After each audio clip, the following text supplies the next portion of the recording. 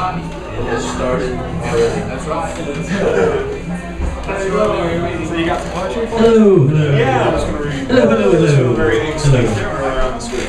So, everybody, this is San Marcos Poetry Night. Yay! Yeah, that's the kind of enthusiasm that I like. So, in case you don't know, this is San Marcos Poetry Night. We meet once every first Thursday of the month. I'm your host, McClanahan, aka Potato Mike. Thank you.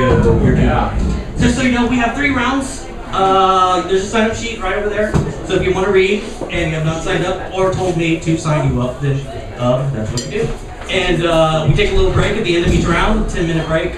Have a drink, have a smoke, tip people, anybody. You don't have to tip them, you can tip me too. And yeah, so there's 3 rounds and that's that. So without further ado, let's get started with Thom. Everybody give it up for Thom!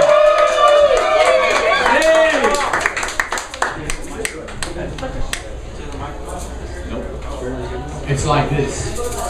You can't live in a coffee shop because I've tried to live in a coffee shop, but you can't live in a coffee shop, you can only visit once a month. You can't live in a shopping mall. I've tried to live in a shopping mall, but after a while you run out of titles that you can buy after all. You can't live in a bookstore. I've tried to live in a bookstore, but after a while the books are just behind you on the shelf. Life is a tiny little flea on the back of an elephant. It thinks it rules the elephant. It thinks it controls the elephant. Life will tell you that the river is subject to the dam, and the dam is subject to the fracking, and the fracking is subject to the market value, and the poetry doesn't matter after all except once a month. And your pilgrimage to a particular spot in a particular alignment with the moon, and suddenly everything starts to sing, and you realize you can live in a coffee shop, but only for one evening. Everything is transitory, everything is transit. But you knew all that all along. There was Heraclitus, there is Heisenberg with their own song. Long ago they told us, before there was book, before there was film, before there was fracking and gas and oil and plastic, they told us everything is transitory, everything is momentary. But you can live in this moment. You can live in this moment tonight. You can make this moment a sculpture of your own personal intention and join with friends who choose to be in the same time and space.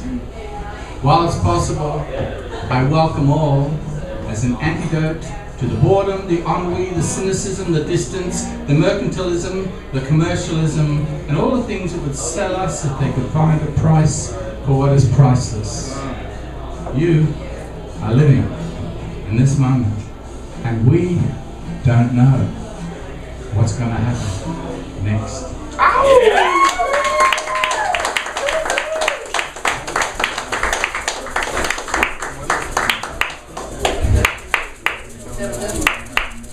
All right, thank you. As always, start things off right.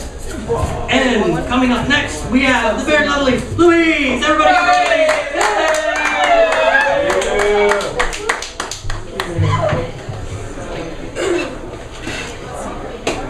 Luke 360. Cutting through the stratified, chalky, foliated moguls, the gashed through Paleolithic limestone tropical reefs. Encased in cartridges of steel, we roll on asphalt ribbons. Encased, snaking our riparian way over the gentle junipered hills, and traversing the girdered bridge leaning east from the north, as paradoxically as it leans west, the scene from the south. All around, small puffed clouds of varied greens billow up, blanketing out over hill and dale to misty horizons of teal. We are propelled along the seam of a plush, glowing quilt. The road winds rising and falling like swells on the ocean. Our compact crafts riding powerful but friendly rolling seas, washing us homeward again towards the harbor and rest. It is a dream to play through my nights in happy repetition. It is a route I can take any day of the week at my pleasure. It is a path of pure delight, my hill country trek so near to home. It is Loop 360, the perfect name for even half an ellipse, I would say.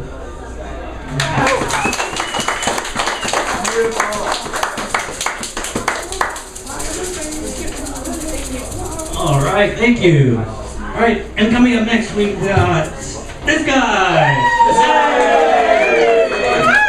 I love doing that. So I haven't written stuff, but it's been kind of a crazy month. I was looking for my GameCube controller instead of like writing, and I found my old book, my first book of poetry. So to honor that, this is the first poem that I ever read, like at open mic. It was in Austin. It was at the Hideout on Monday. Pretty sure Thom was there. I think Tom's like was always there for the most part. Yeah. And the reception was so warm, so overwhelming that I tried to emulate that, and it's kind of kept me going. So anyway, this is the poem that I read. It's called "Hark, a Backhanded Anthem." Hark the perilled youth sing, regret over the elected king. War on earth and mercy lost, king and sinners reap the cost. Joyless all ye nations fall, isolated from the denizens' call. And when the evangelical proclaim, Christ reborn in our King by name, hark the perilled youth sing, regret over our elected king. America, a rose to be adored, now's become worldly abhorred. Long ago she lost her way, when man's greed came into play. Veiled in politics for all to see, too long we've accepted this reality.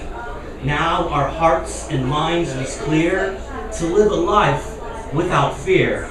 Hark the perilled youth sing, regret over the elected king.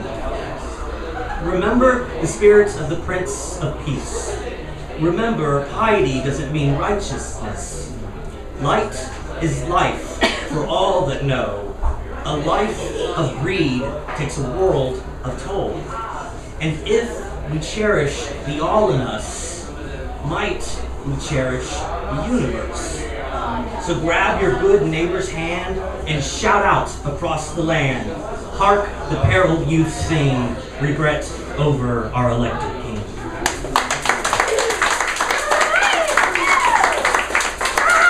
I'm waiting for the day where that poem is like not relevant at all. Anyway, what can you do? You can just keep reading it. Coming up next, we got Madeline. Yay!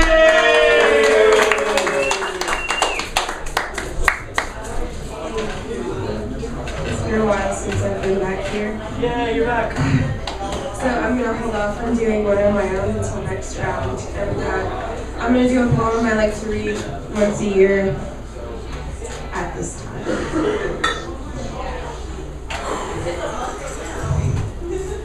And the communists have nothing to offer but fat cheeks and eyeglasses and lying policemen. And the capitalists proffer napalm and money in green suitcases to the naked. And the communists create heavy industry, but the heart is also heavy. And the beautiful engineers are all dead. The secret technicians conspire for their own glamour in the future. But now drink vodka and lament the security forces. And the capitalists drink gin and whiskey on airplanes and let Indian brown millions starve. And when communist and capitalist assholes tangle, the just man is arrested, or robbed, or has his head cut off.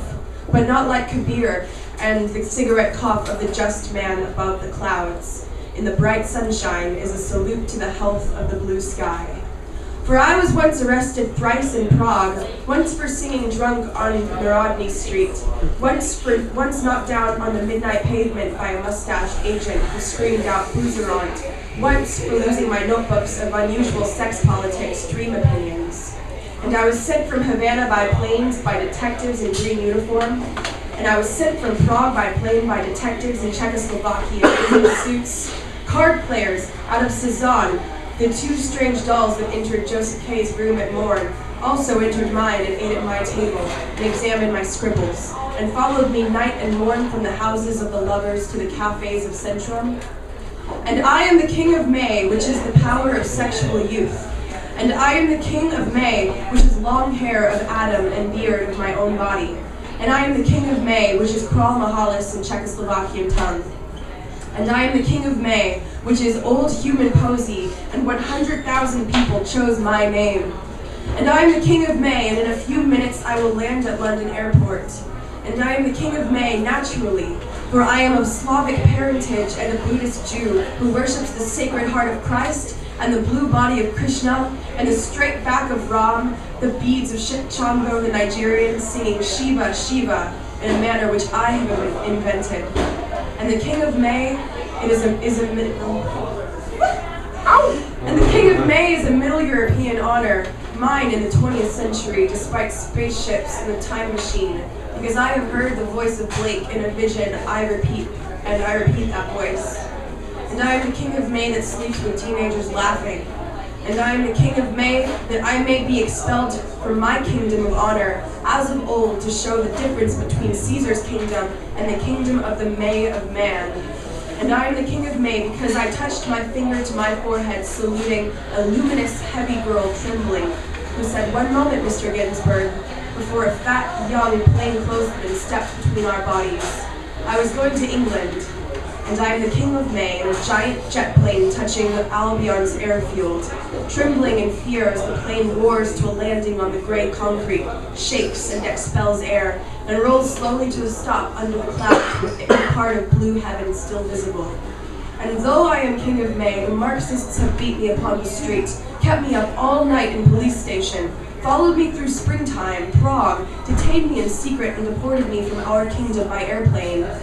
This I have written, this poem, on a jet seat in mid-heaven.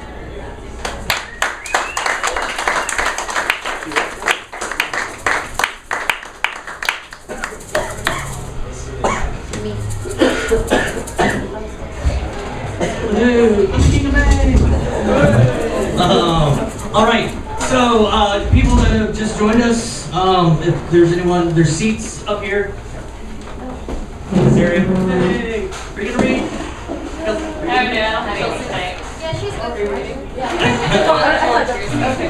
Well, it'll happen.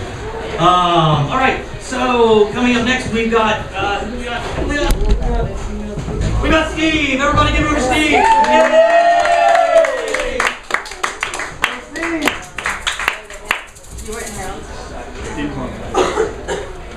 New stuff. Shout out. Poetry for me is the gift of flight. It is a telescope that points to my emotional constellation. It is the wings of Icarus with no fear of the sun.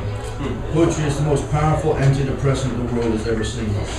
Poetry is the colors beyond black and white on my painter's couch. Poetry is the megaphone for the voice in my head. Poetry is the tether between what I know and what I feel about what I know. Poetry is the question to the answer. Poetry is a panacea for a wounded soul. Poetry is my voice on a world with 7 billion other voices. Poetry is a meeting point in a busy, busy world. Poetry is magic and sorcery squeezed out of a pen. Poetry is the footbridge that leads back to my sanity. Poetry is the Higgs boson and amino acids all in one. Poetry is the DNA left behind at my rhyme scene. Poetry for me is what happened after the time of the Christmas.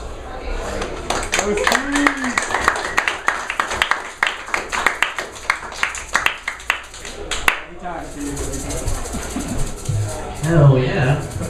Poetry is for me too. It's awesome. All right, coming up next, we've got Debangana. Everybody give it up to Debangana.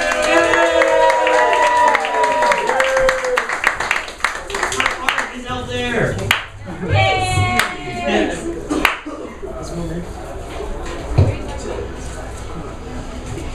So many of you know that I write basically in Bengali and then I always translate my poems in English. This time I thought of reading the Bengali a little bit and then the English so that I know you will not understand the language, but just hear the sound. It can be an abstract sound to you. তোমার হতে দাও আমায় জড়িয়ে আছে সকালের আশ্বাস তোমার ঠোঁটেতে তেষ্টার ওঠানামা আমায় ভরিয়ে দাও দীর্ঘ চুমুকে তোমার দুই হাত ফুসফুস আমায় পেয়ালা হতে দাও তোমার পেয়ালা ভাঙে না যেন রাত গেলে Let me be your cup. Morning promises you'll hold me close. Thirsts tremble on your lip. Your long sips quench me. Let your two hands clasp warmth. Let me be your cup. Let your cup survive the shattering of the night. আমায় ভরালে নদীতে কেন আজ তোমার আঙুলে ঠোঁটে লাগছে কত কাদা আমার খোলা জলে নাও নিঃশ্বাস ভরে তোমার মাতাল আবদার যা উঠছে আমায় পেয়ালা হতে দাও তোমার কাদার ঘুরে নিয়ে রাত গেলে আবার পেয়ালা হতে দাও Why today do you pour rivers into me? Your fingers and lips are molded with mud. Savor the miry aroma of my water. Let your drunken demand overflow. Let me be your cup. Meant to be your mud if I'm broken. Let me be your cup.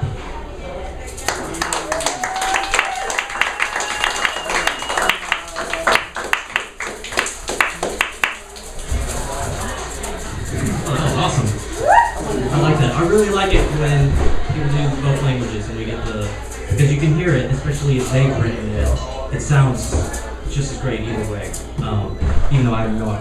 I'm assuming that is what you said. I'm assuming it's the same poem. That'd be a great trick to play on us because I don't know anyone else here would know. Yeah. She maybe did that to us. About you. And what? In Bengali, I talked about you. Oh, uh-oh. I'm being talked about. Coming up next, we've got Scott. Everybody give him a Scott. Scott!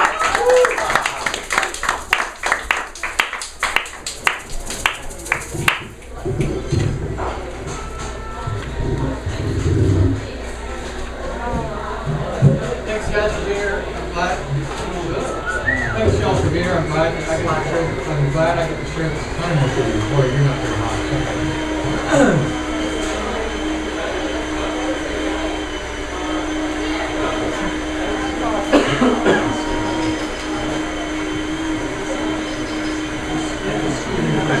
I'm going to wait until that mic for any of you who are not aware, and I don't think any of you are actually, I film all the shows in their entirety and then post them to the YouTube channel called Open Mic Austin. If for any reason you don't want what you do tonight, or living with us, or discussing with us, to be on that YouTube channel, please let me know. I can catch you out. In the meantime, let's get good sound.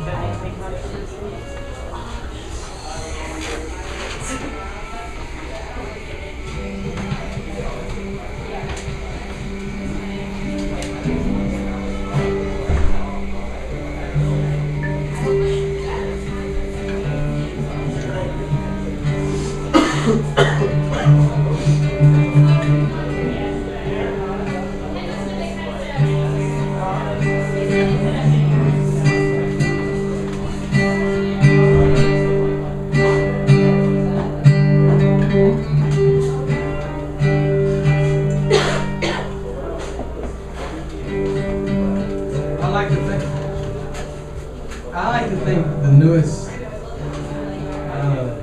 most beautiful experience you have is when you're into somebody. That being said, this is not any newer than it was 10 seconds ago because it's the moment you're in now with me. And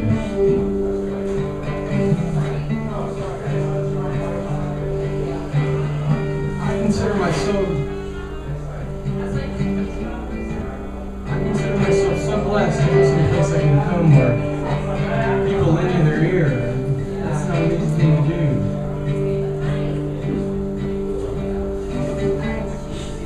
I don't know how many times I've passed over poems or moments in my life where I feel there's something else I got to do. I got in the gym. I got to do something.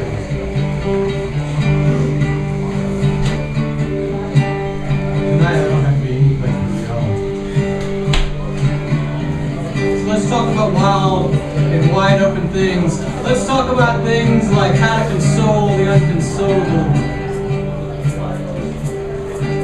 Let's talk about things far out like, man, Everybody should be running in the streets, and government is just a silly jam that should have ended a long time ago.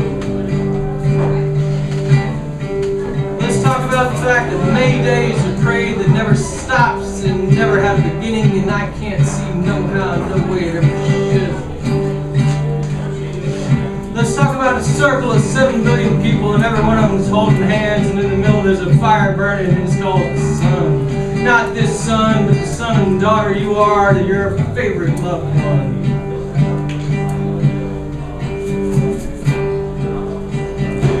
Let's talk about that favorite song of yours you sing when you're in your car, and for all the world you know that guy wrote it just for you.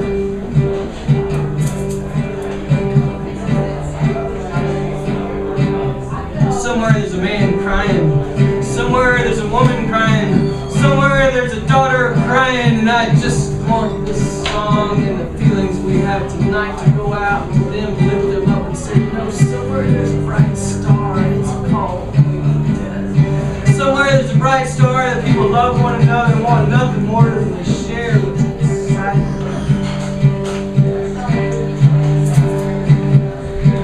I got a rose in me, it ain't got no thorns. I got a rain in me, but it ain't got no drops. I got a sunburn all down and sticky inside, but it ain't got no pain. Somewhere there's 7 million people crying, hallelujah, today is the day we're alive, and I'm so glad you're so. Wake the dead someplace you come, let off your fears, let off your insight, let off your soul.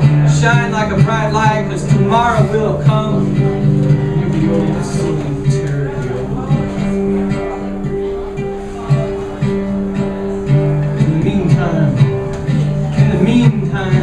In the meantime, let it burn, let it breathe, let it spark souls in you so every one of you goes home exhausted. So exhausted, you're spent like after a long night's sex, and you just die and go to sleep because you know your dreams will be wide open and warm.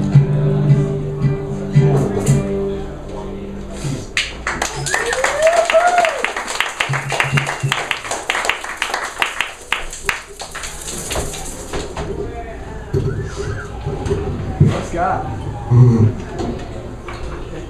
Awesome. Thank you so much, Scott. And you know what? Yes, give it up for Scott. Yay! And you know what he was talking about? I love this place so much. I'm hosting it, so I'm kind of bad at it. But no, seriously, even before Jonathan, the guy that started this, asked me to host, this is just a great place. San Marcos is a wonderful town full of great people. I couldn't be happier than you. So coming up next we have Nick. Is there Nick in the room? There he is! Everybody give it up for Nick!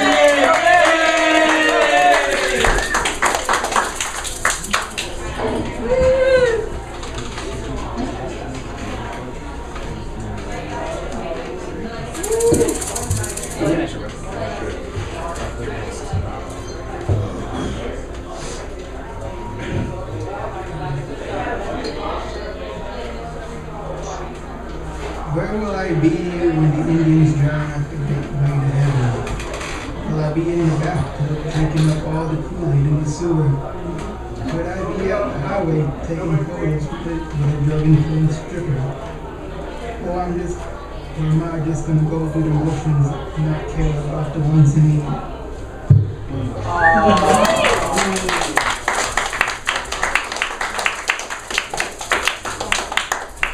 Alright, thank you, Nick. Coming up next, we've got YaYa! Everybody give it up for YaYa!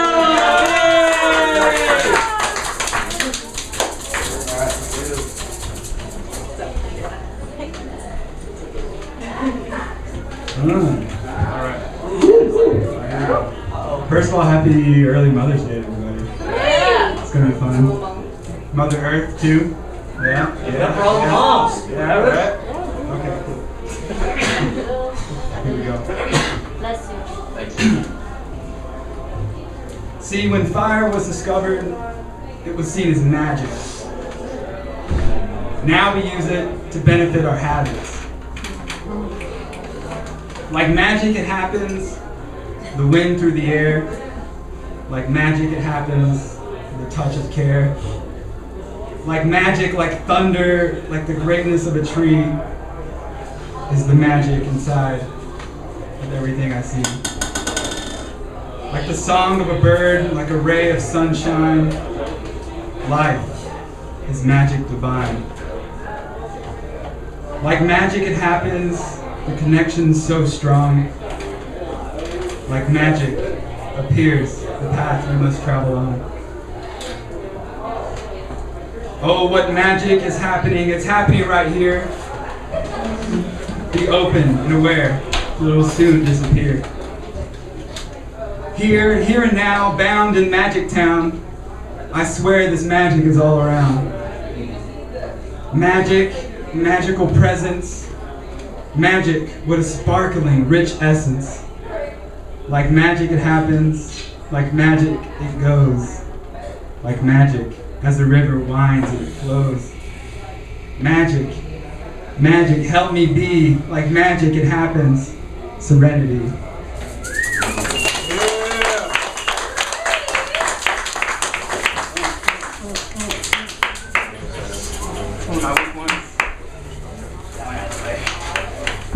For those that just joined us, if you want the sign-up sheets right here, just pass it to the back, and then pass it forward, something like that. I'll get it eventually, hopefully before the next person comes up. My memory is horrible, but I do know who's coming up next, and it's Mark. Everybody give it up for Mark!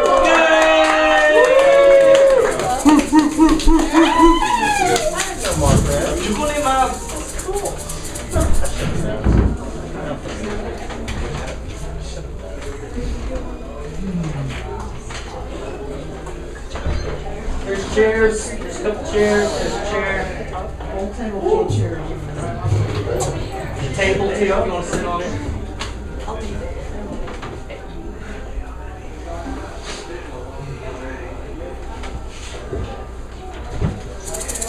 It's a little long because my... It's you, Mark. After all we've been through. Bust it out.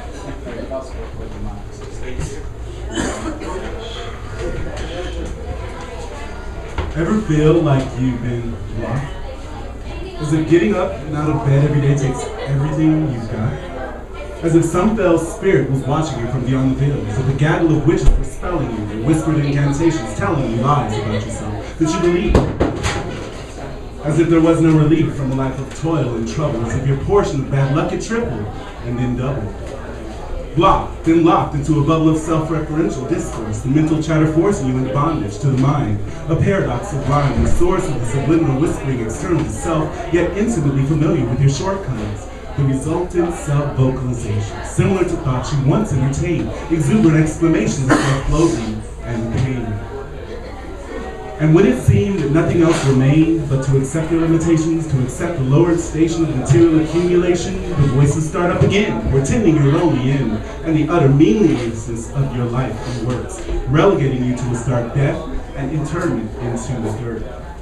The cycling whirlwind of thoughts are reinforced by external events, meant to push you down even further, to make you go sociopathic and murder during crimes of passion. As job offers fall through, the car breaks down, and all you do seems to drown in a bottomless pit of muck and mud, your blood boiling as you breathe in despair like air. The children need clothes and food, and you can't even make enough money to feed yourself. Your tummy rumbling, weight dropping as you pronounce your fast, searching the cabinet for the last bit of sustenance as your desperation grows, and that cold, hard winter blows. Psychic and material attacks designed to tear you down and bound, and your frown becomes a permanent expression. Your youthful visage wrinkles and withers. Sprinkles of white and your hair become stripes of age and despair. In days and weeks you look as if youth has peaked and you're on the way out. Your trouble and problems leaving you beset with worries and doubts.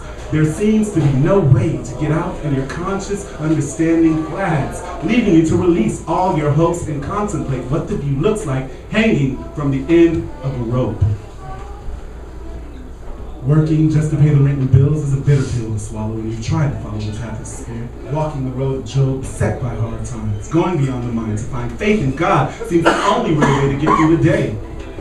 playing at peace, seeking soul's release. You stray in new space, your mind opening wide, and you finally see what's really inside, what you believe about yourself, what your ego says, the bounds of that seemingly interminable mental maze.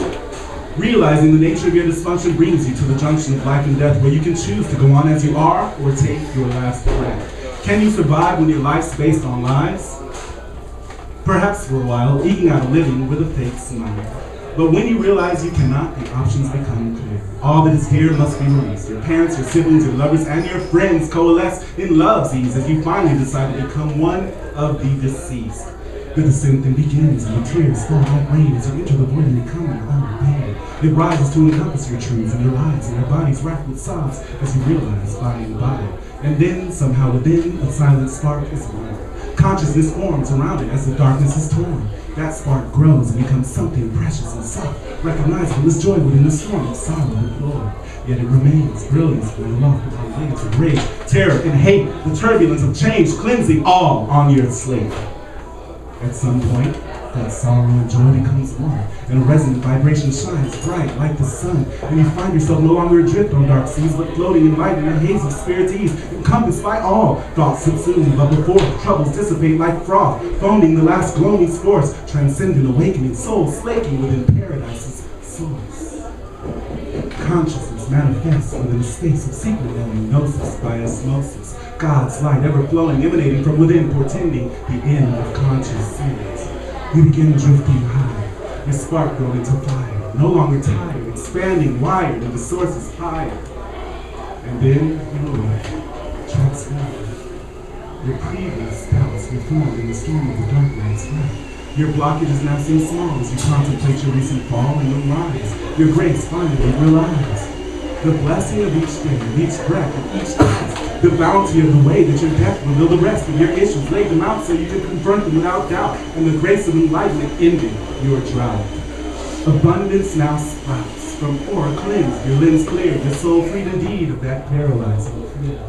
All you held dear returns, viewed through eyes that no longer burn, with tears of despair to breathe the fresh air. Your steps ordered rightly, your life now lived tightly, peace and prosperity beckoning brightly. Thusly you are reborn, your previous self scorned, your crown on your head and your crown now adorned with an open third eye, where divinity resides, your commitment to spiritually, eternally soon.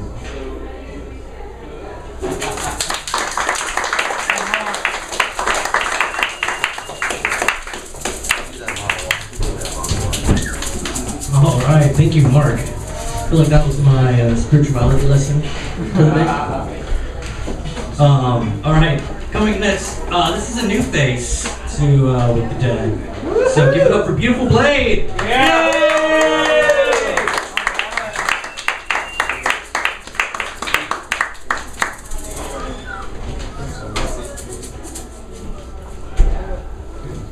Hello. Hi.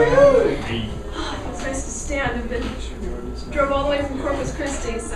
Yeah.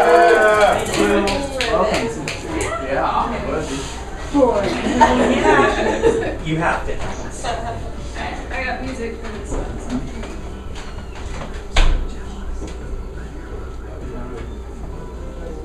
Let's check the volume.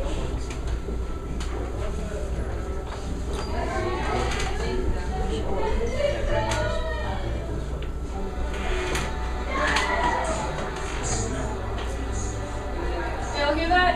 Yes. Somewhat.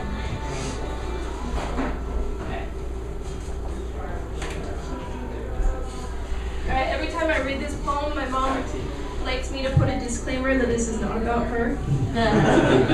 This is not based on my life.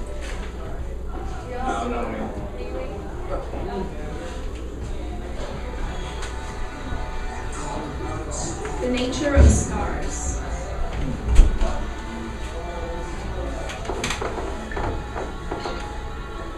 Finish lines were never things I reached for. Hiding behind mile markers and my mother's smile, cradling her broken will in my piggy bank, like I could keep it safe until it was strong enough on its own.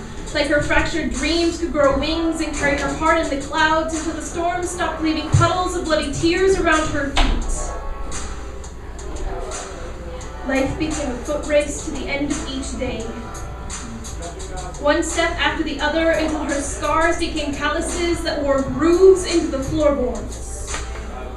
I swore my feet would take me farther than the shouting, so far that I couldn't hear the echoes of her cries or the thought of your name.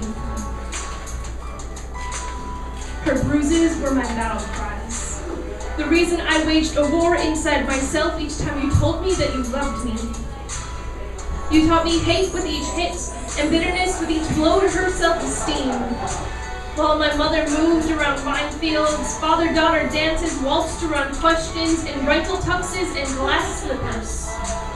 You acted as though I might shatter at your touch. Sing me lullabies until I drifted off to Neverland, not knowing that you were the monster in my dreams. Your words became band-aids on open wounds. An infection in my psyche I was too scared to cut away.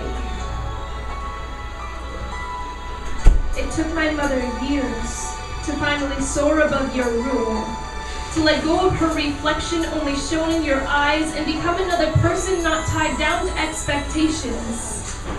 She carved out new life with broken pieces from my piggy bank and left me to do the same, etching a path around the demons I had never wanted to face. I will leave you behind, drowning in the same bloody puddles you poured at her feet, to die a slow death as you chase a finish line that is forever out of reach.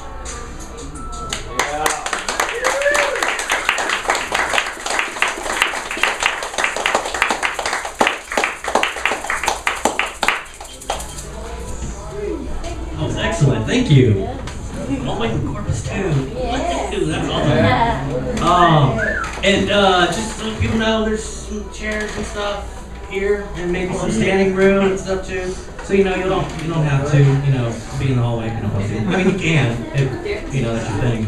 I'm not gonna judge. The chair is empty. Take it. Yes. So coming up next, we've got another new face. Give it up for One Deep, everybody! Yay!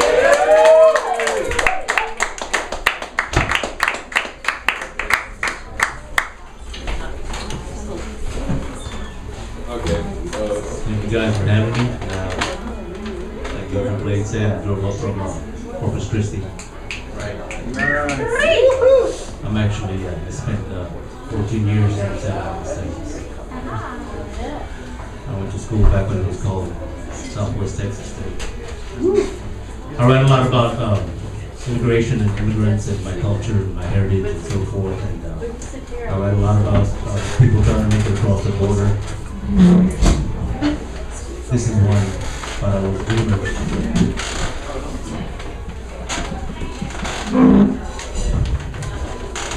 The sun rises from the dark hollow dusk of my palm. I eat cactus pears and leave bread for the angels. I watch you sleep, lying under the dark side of Spanish stars, searching for sleep between the thistle and the thorn. Heads touching ancient stones, crickets whisper secrets and goodbyes as stardust settles on your foreheads.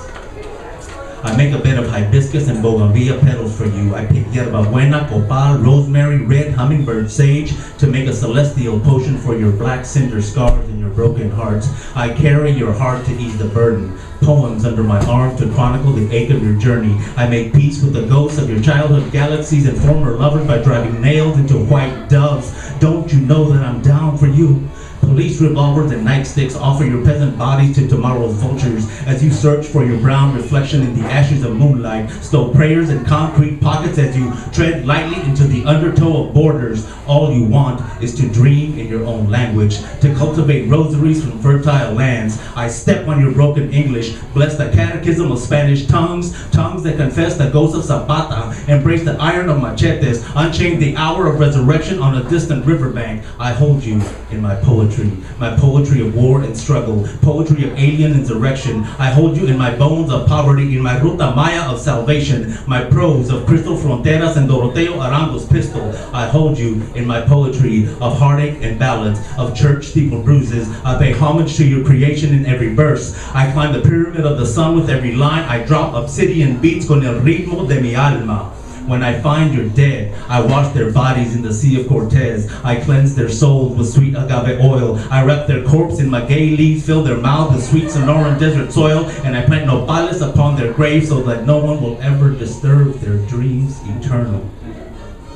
I sing corridos to carry their song as the wind rocks the constellation of a blue ring holy trinity. San Juan Diego, crescent moon, Mexico City, Marian apparition. I hold your children in my poetry. I tell them to speak like a native, speak the fluent nectar of gods. Let the flamenco rolling R's of ancient tongues flow from their lips. I tell them to climb Machu Picchu and offer prayers to their ancestors, bow their heads as the sun rises over Teotihuacan. I tell them that it is better to die on their feet than to live on their knees. I hold your hunger in my belly, your hate in my clenched fist. I hold your optimism in my eyes, your compassion in my embrace. I hold your thirst in my throat and your forefathers on my skin. I grieve for your present and for your future, but I will not mourn for you. I grieve for democracy and socialism, but I will not dictate your vote. I grieve for compañerismo, nepotism, una mordida, equality, a united cause, but I will not choose for you.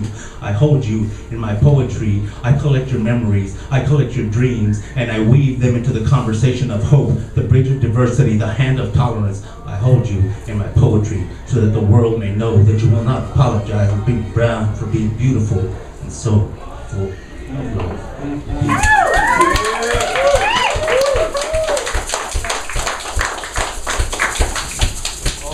Hell yeah. That was great. Yes, sign up sheet. Okay. Yes, anybody that's just joined us, if you want to read, you need to sign up. The sheet's right there, just take it, and then please give it back to me. Wow, I just looked at that sheet too. Oh. No, I just, oh yeah, I should have known that. It's Joe Fox. Everybody, give it up for Joe Fox. Yay!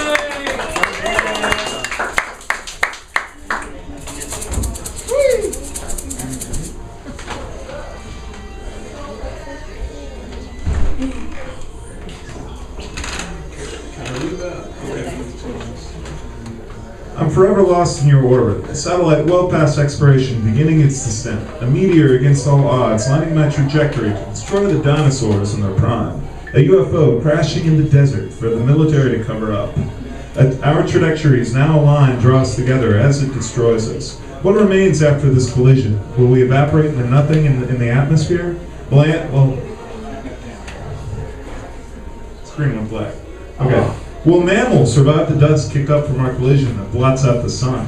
Will conspiracy theorists follow the breadcrumbs and piece together what lay hidden of us in Area 51? Or is there anything that remains after our collision? Our forever proves so temporary. Yeah,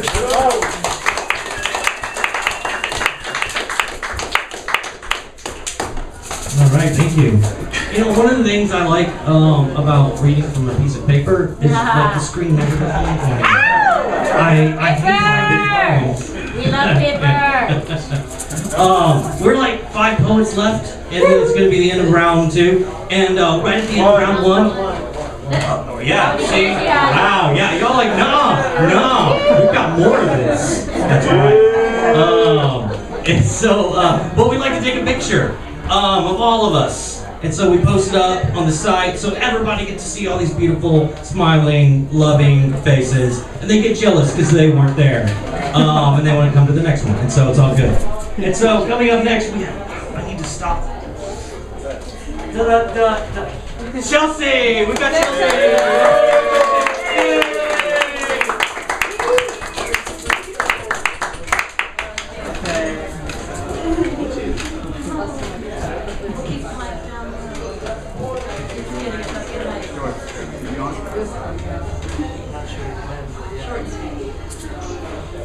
Tension builds as death lingers, oppressing weight as they sit and wait.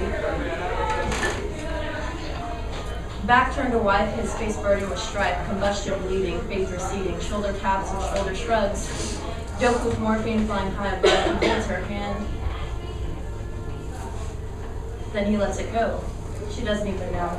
He's already ready to let her go. He doesn't even know the death is just a show, a waiting game, a traitor's game. A reply the same, still somewhat sane. She walks down memory lane.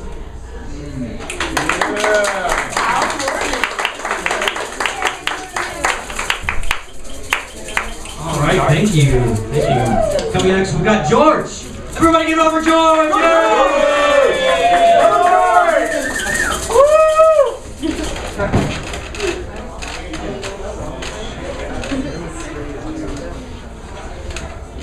So, the first part is something I'm going to do, I think, because I'm nervous, but also to get unnervous. Maybe one could call it a nervous habit.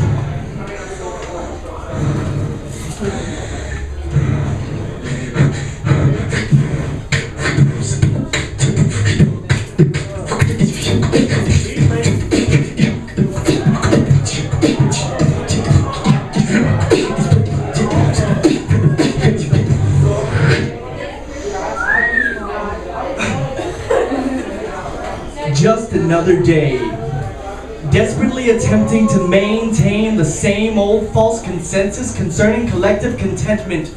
Like most every time I've told you I'm okay, I barely even meant it. In response to how are you living? Privileged, complacent, gifted yet I wasted. Oh goodness, this conflict in my conscience. It's not as if I can so easily ratify a treaty to resolve it, or treat it as if I'm not feeble attempting to lift up a ton of concrete. Might as well be completely defeated, having too often sown and reaped biospherocidal neurotoxins which elicit these bones to weep. Tears of acid rain upon unnamed Chinese cities cheaply. Mass-producing so-called goods I've been convinced I'm running out of, it's not so pretty. Deeply concerned with my indifference, I'd like you to think by now I would have learned what all these words meant. Sadly though, I speak them rather carelessly, not too dissimilar to the way in which oil war racketeers pollute this precious, blessed air we breathe. Yeah!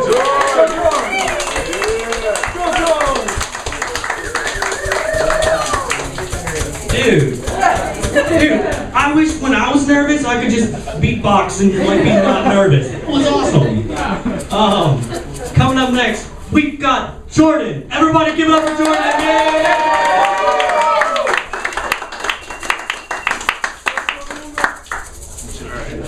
Hello? Hello. Is this good? Is the volume good? Louder? Yeah. Okay, we're good. I'm good. Alright. It feels like Thom bites everywhere I go. It's never ending and sometimes it makes me want to explode. History tells me I repeat myself, so I ask, what's the point to ask for help? You want reasons I can't explain and I won't answer. I sound insane. I'm sensing every danger far and near. The things to me I hold dear, they never come without fear. I want you to notice, so I scream, but nothing comes out, no matter how loud. And I talk, but nothing sinks in, no matter how hard I'm trying. I'm trying to be a teacher and a student, neither in which do I prevail. Can you see for yourself? Because sometimes I can't even tell. This inability to understand, so I'm left without a helping hand. And something finds a way. Every time I step in, I feel played. So I drink and drive, everything fades, but I act like I keep it together. How many days? They last forever when you're gone. Rewind, recycle, repeat, wrong, wrong, wrong. And to even think you'd care, I'm delusional. I admit defeat, it's the usual. These weights on shoulders, these chains on feet seem to feel worse every time we meet. I'm stressed, I'm full of anxiety. I'm pacing back and forth, question, do I even fit this society? But I chase dreams, chase eyes. Yo, booze, lend me your disguise. So now excuse me for what I say. You'll forget it anyway. I get rejected like a swipe. Well, I guess I ain't getting lucky tonight. I call my friends, but they're never by my side. Left alone, it's just another drunk ride.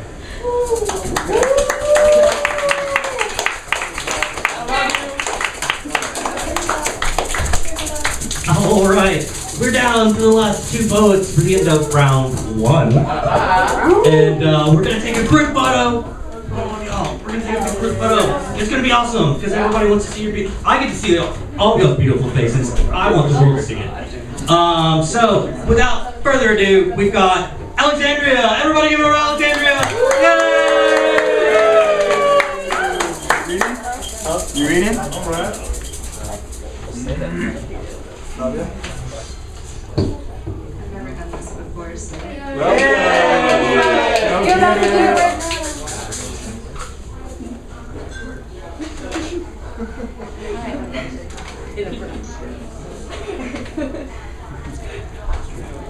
My dear friend, this is what you ask of me, and it goes against my grain. What of me to let you venture alone and endure this kind of pain? In my heart, this is not the only way, but I'll take your hand in this month of May. There is truth within you that you can't bear to keep. Its absence will bring you sorrow, sorrow that never sleeps. I'll take you to that place, the place where it will go to stay. Let this be the last of it in the month of May. We'll never know of he or she, but we'll know of you. We'll know the future will be different now. We'll only know this as the truth. The truth will never live to see the light of day. The truth will die in this month of May. My dear friend, I'll love you till the end of our days. I love you, I love you, I love you, despite this month of May.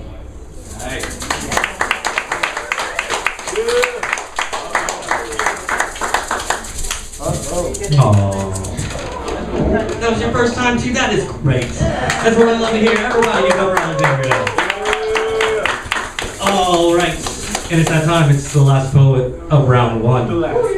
Where is he? Where's Nicolas? Nicolas. He's the last poet. Well, Nick, he's gonna. All right. See how long it's gonna take. Do a little intermission break. Beatbox. What is that? I do the genie. Yeah, thanks. Wow.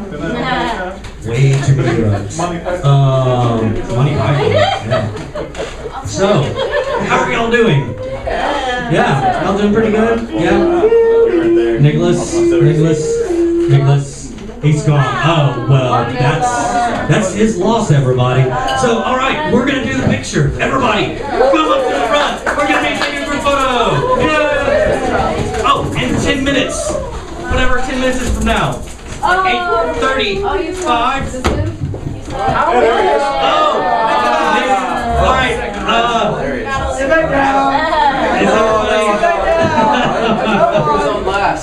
Everybody glare at Nicolas. No, all right, everybody, give it up for Nicolas.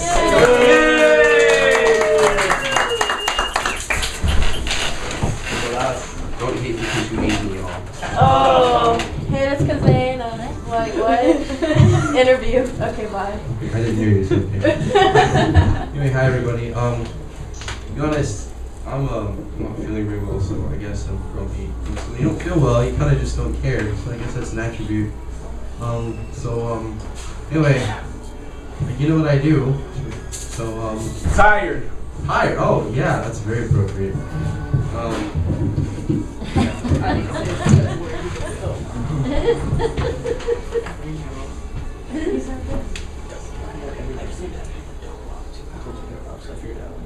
This tired erosion of these walls of a temple of flowers gives birth to the earth beneath my feet, and I stomp out the fire that tries to destroy this forest as it grows in me and out of me and through my fingertips as they dig and dig. Tired they are now, these fingers. They are as they pluck the strings of my newfound violin, and the sound resonates through these walls, build and build and build, till they destroy, and nothing is left on these ash and earthen plains but existence of a new beginning, and the notes fall sweetly upon the flowers like dew, giving me rise, and I lay down in the grass that resides.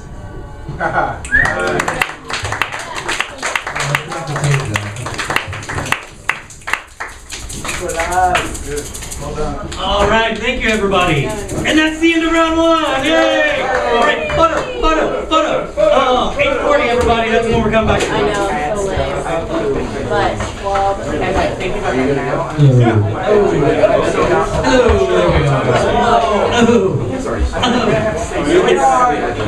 Hey, everybody, peoples. Hey, it's good to see y'all. Yes, good to see you too. It's the beginning of round two, everybody. Yay! Round two. Yeah, we're going with round two. I'll see you there. It's so, everybody, we still got the same sign-up sheet. There you go. Almost said a bad word there. So yeah, we're still going. And without further ado, everybody give it up for Thom.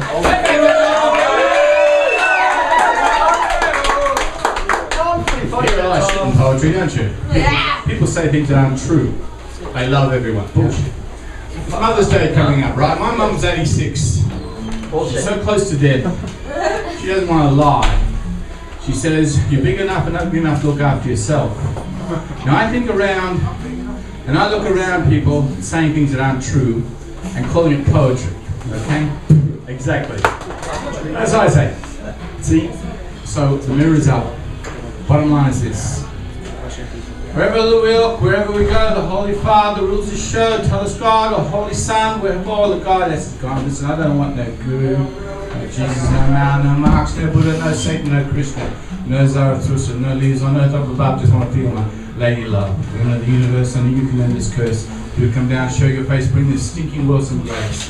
Venus, Nahal, Isis, will you still allow this? We don't need no tyrant fathers, we don't need no murdered sons. We need just Lady Justice, sweet Lady Magic to heal the sick and spinning planet. No Moloch, no Kronos, no Baal, no Alaba, Shakti, Astarte, and sweet Sarai. No leaders on earth up above, but you forever, sweet Lady Love. And then they say, oh, love your planet, love Gaia. In the same breath, they forget that Pele is the goddess of volcanoes. The Kali and Shakti are energy dancers. And they deal in destruction of the false and the shell that is broken. And the core of all is not all sweet and harmonic. The bottom line is the words need to be in alignment with what's actually true, or else I'm wasting my time and yours too.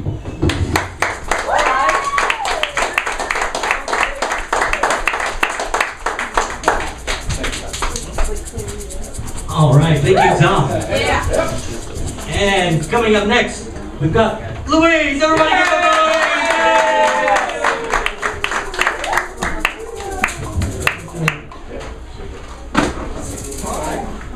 Pink girls.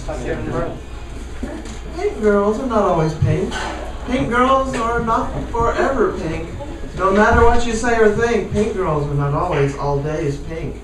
Pink girls can grow up tough. Pink girls can be fierce enough and don't think they don't know their stuff. Pink girls can think off the cuff. Pink girls may stay mild and sweet, may love long and be discreet. Pink girls may be mild and sweet and just sweep you right off your feet. A pink girl may come late in life through many years of lonely strife, of secret struggles, fraud and rife, to realize she's not a wife. Pink girls may be many things, evolving with what life brings into various and sundry things until the day they find their wings.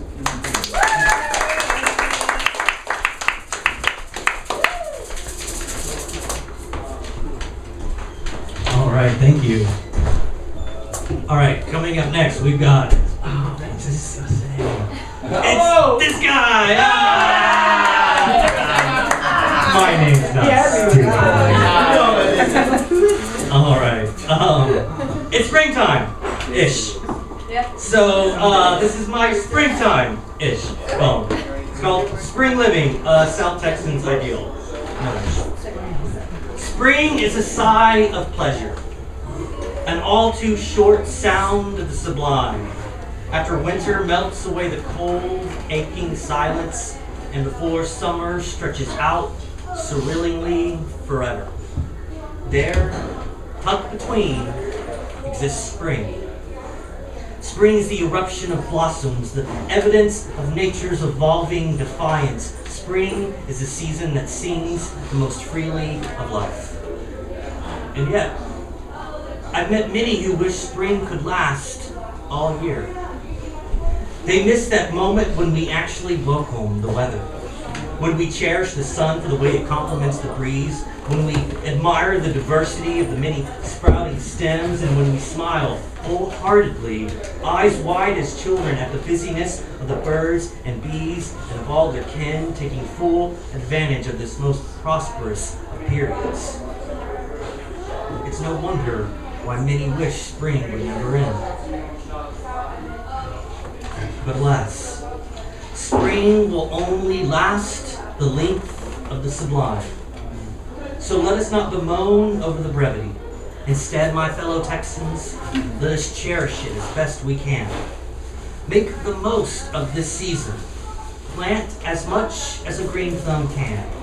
And like a sunflowered hippie, go writing, painting, dancing, singing out into that bright and blooming land because, as you know it, that's the right idea for healthy spring living. And coming up next, we got Madeline.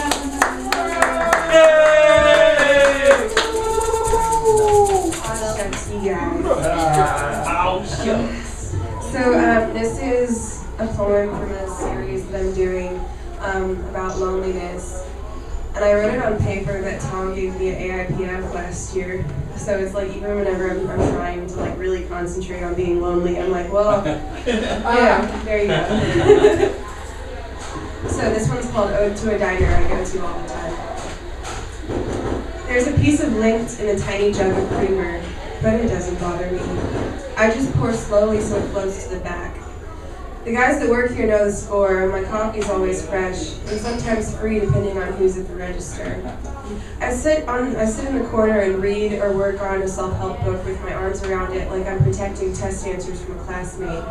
And aside from the occasionally overly friendly waiter who asks if I need anything before I've had a chance to look at my food, I'm left alone. The coffee is the same coffee served at every diner in the good old USA, and nothing special, so I drown it in sugar and cream and knock it back until the first round has made its round and I have to pee. And I leave my purse on the table when I go like I used to in San Marcos, trusting the inhabitants just to see if I can. On the menu, they use Comic Sans in all caps, and the walls are covered with art from the elementary school, so the visual element feels like someone's playing a joke on you, like it's all made of cardboard and corn syrup. Which it kind of is, and I certainly don't mean to imply anything uncharitable about the people working here, but the food plays little to no part in keeping this place on its feet. I pray every time I come in here that their soup of the day will be something good, because I know soup is what I'm going to order anyway, but instead it's always chili or green bean parmesan, and I don't know what the hell green bean parmesan is about. My favorite times, an interjection. In the swollen corner tables, there are social justice teenagers who talk with dizzying political correctness, who stick their straws straight through the pile of whipped cream that tops their coffee and suck it up by aiming their straw in circles once the coffee is drained. There's a nondescript business meeting in the middle of people who are dressed nicely, but wouldn't be eating here if they could afford any coffee joint of real repute. I found out recently that the waitress who reminded me of the archetypal weary middle-aged mother who fills coffee cups and wears shoes with lots of arch support to send her son to college actually lives in my apartment complex and has a nice butt in biking shorts. So I stopped tipping her an extra $2 and we talk about the shitty appliances in a laundry room with decorative machines. My favorite times to come here are during the week when the sun starts to sag a bit and the voices of the waitstaff and silverware compete with the espresso machine and drown and drone and roll but don't overwhelm. I can pick my seat out from the dozens of empty chairs, and it's usually the booth by the window where I can make sure no one is cheating off my test. And I always come here alone, and no one comes looking, which is nice because it means I don't have to worry about who invited whom, or if anyone cares whether my conversation skills are charming or sharp or my smile disarming. Because I always come here alone, and I always leave alone, as passive and impartial as the chairs stacked in the corner, killing time with tasteless food and lots of free coffee, because when I leave, I have no appointments to keep.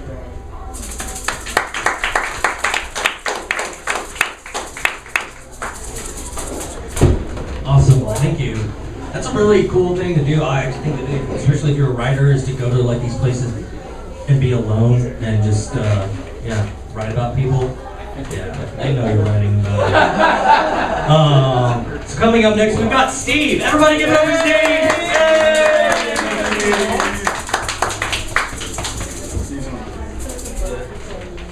Wrote this one a year ago.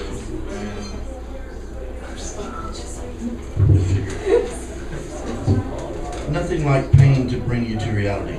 You made excuses at first, but over time, it's not enough. Your I told you so friends gather in force. Your I didn't see it coming friends wonder why. You knew it all along. But still the part of it that was right seemed to cover up the bad. Then being taken for granted eroded the small measure of trust. The light showed all the cracks in the foundation. What you build on sand will never last.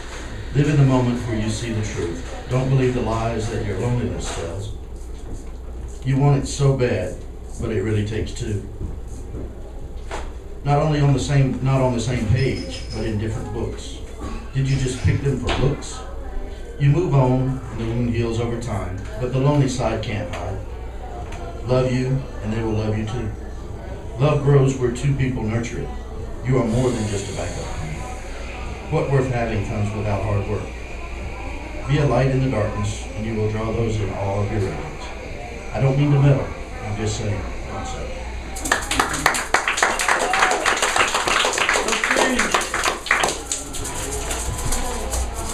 Awesome, thank you. And coming up next, we've got Debangana. Everybody give it up, Debangana!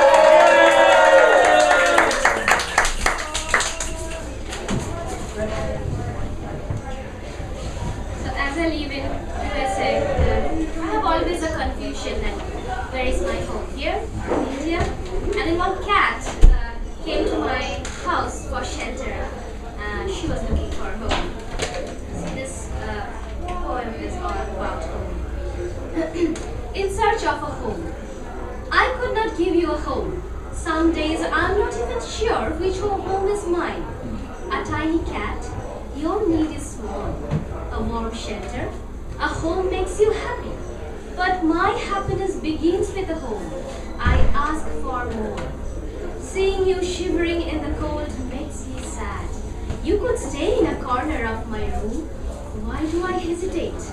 You can't remember your past, and the future does not concern you. All you want is a shelter, a home, a little love. My loves are all going astray. My homes are falling apart one by one. Little cat, don't look for a shelter in my house. I can't find my ground anymore.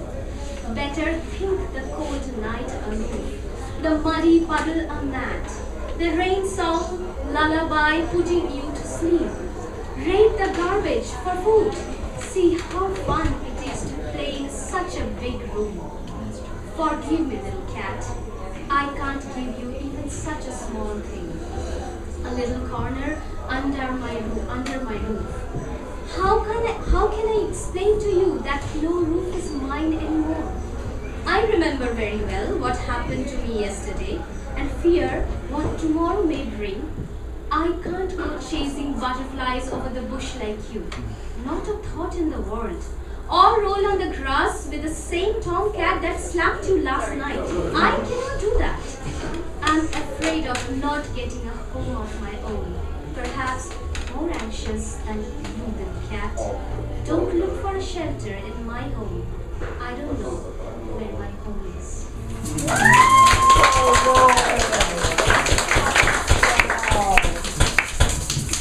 You know, that's what I love about poets is, you know, you couldn't let that cat in and you felt so strongly about it that you wrote a poem. That's just great. Most people be like, screw you, cat. I ain't got anywhere. So coming up next, anybody that's just joined us, if you want to read, we've got people that just joined us. If you want to read, there's a sign-up sheet. No, just here. That's awesome.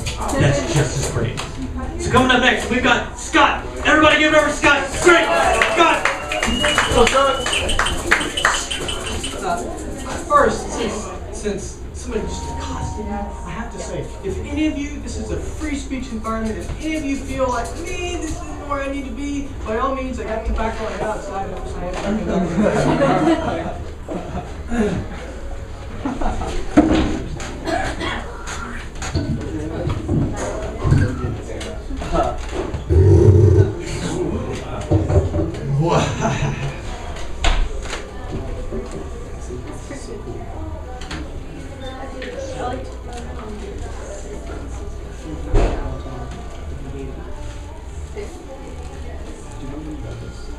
Oh, you know how that guy earlier was My beatbox is trying to figure out what to tune. I'm not really happy.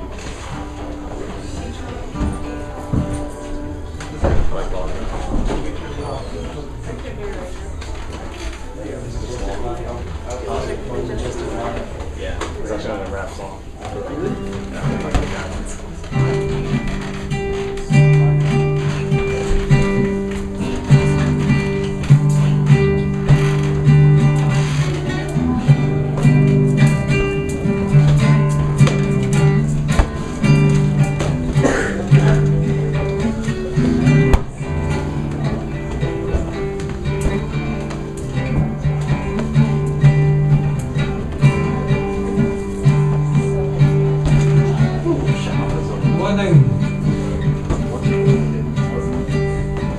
One thing I most love about poetry, everybody's got their own passion for it. Everybody's got the sense that, the play on words, the fact that some things are analogous to other things.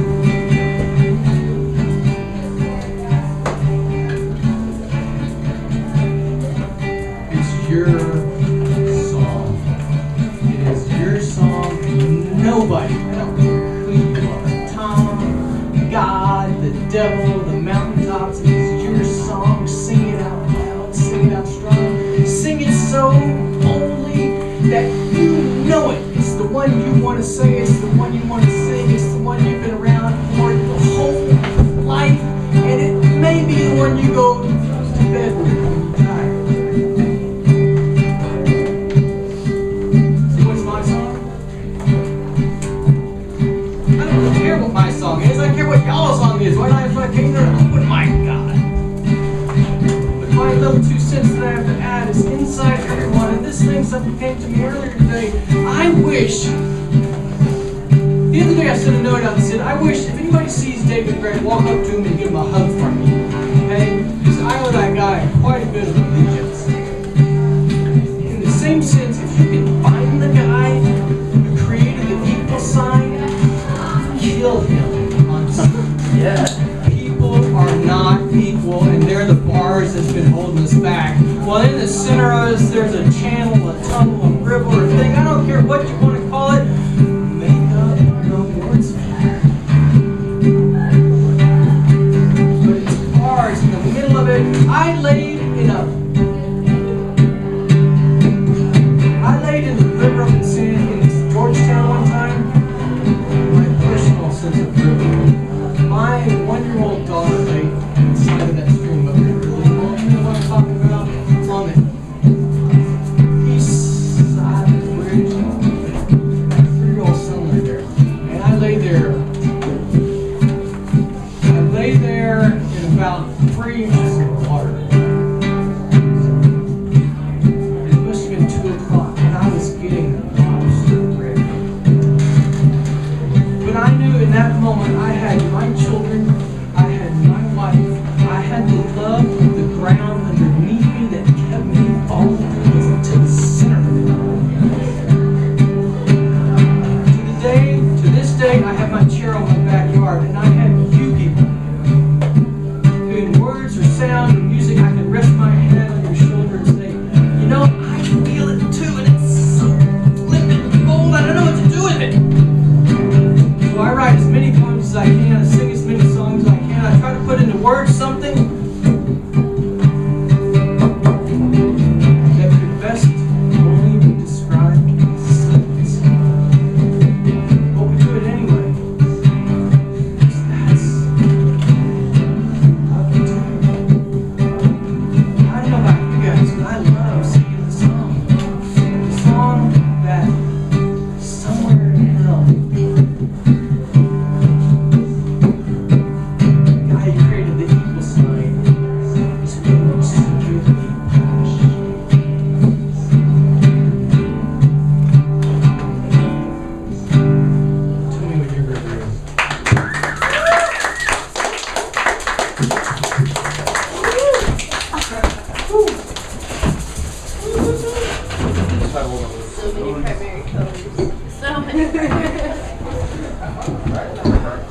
Awesome. Thank you so much.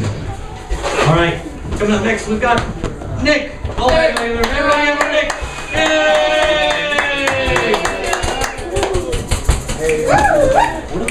That's what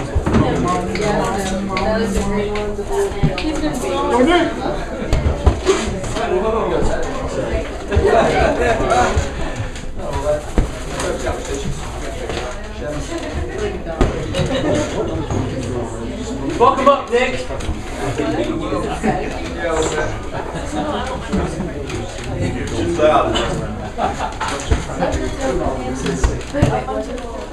else can you go? Be quiet, he's trying to drop a jewel on you all.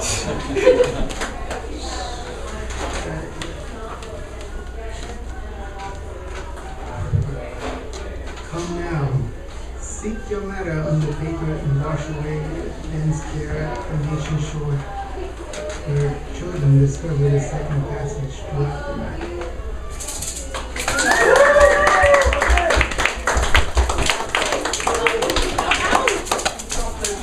All right. Thank you, Nick. Coming up next, we've got YaYa. Everybody give her YaYa.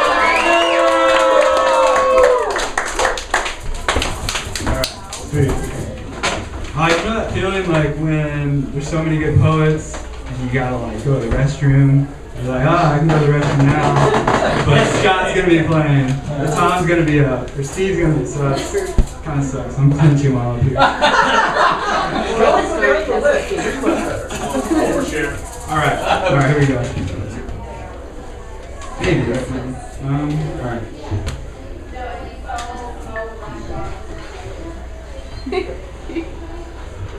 Could it be I'm just like you? That ought to be the question that we hold on to. So focus on the difference of physical appearance. I'm trying to view this realm as a mirror of the spirit. Why not? I'm tired of feeling caught, alone, exhausted in my own thoughts. So now, I'm a spiritual superhero with these 5 senses, sensing myself through all dimensions, stretching my mind to find connection, stretching like a tree toward the sun. Because I know barks and leaves are developments of seeds, just like the physical development of me. We all started somewhere from something, another connection. I can feel the stretch, and infinity is where I want to stretch it.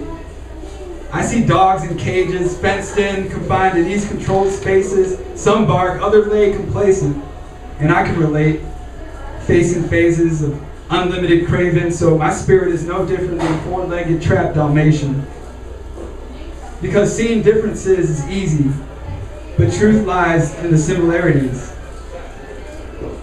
Could it be I'm just like an ant, a plant, digging deep down, so I remember where I'm at?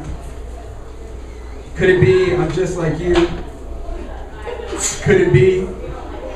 That's the approach I hold on to.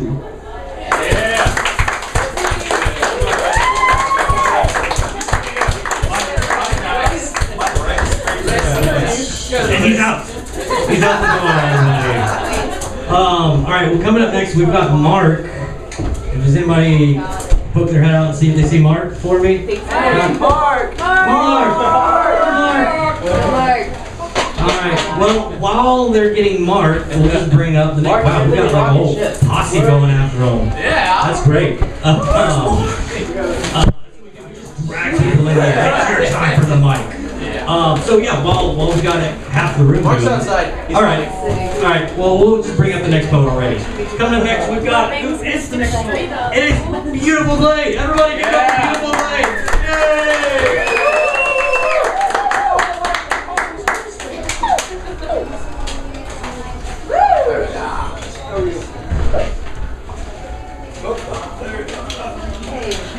I'm not going, saith he. Ah, alright. Well, that works too.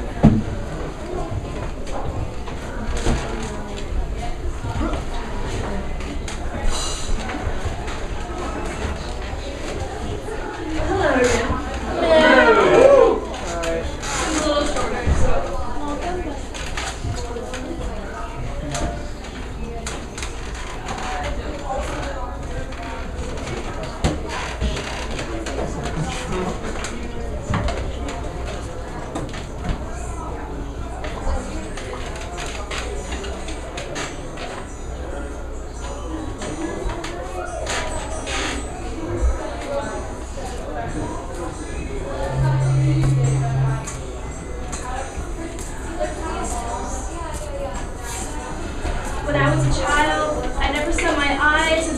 window to my soul. Instead, they were a window to everything else. Opening doors to new worlds where music wasn't needed to dance and distance didn't matter. I would run unburdened across the sky and listen as the glittering stars whispered my name into the hollows of my color. I would lie down and let forbidden dreams flow between my fingertips, and white chalk aspirations would outline my story, etching it into the fault lines that ran beneath the grass. A smooth line carved into jagged earth. I treated life like I was a guest in my own body, a tourist on a journey where love was handed out by free-spirited wishes that shattered expectations by becoming realities. As I got older, my dreams got weaker, and my body became a grounded statue that tethered my mind to the stone beneath my feet. Now, I look up to impossibilities with that last bit of remembrance, and sometimes I can still feel the whispers creep along my collarbone.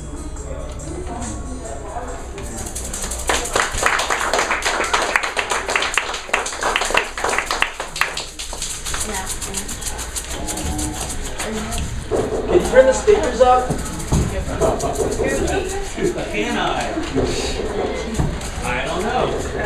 Can we turn the speakers up? Did he who is capable turn them up? Yes. Or she?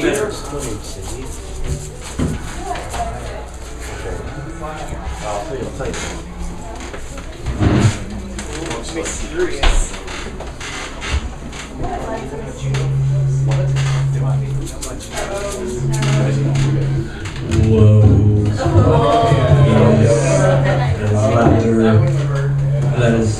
That is louder. Whoa. All right. Yeah, I feel so much more powerful. My power's in prison. Coming up next, we've got One Deep. Everybody give it up for One Deep. Yay!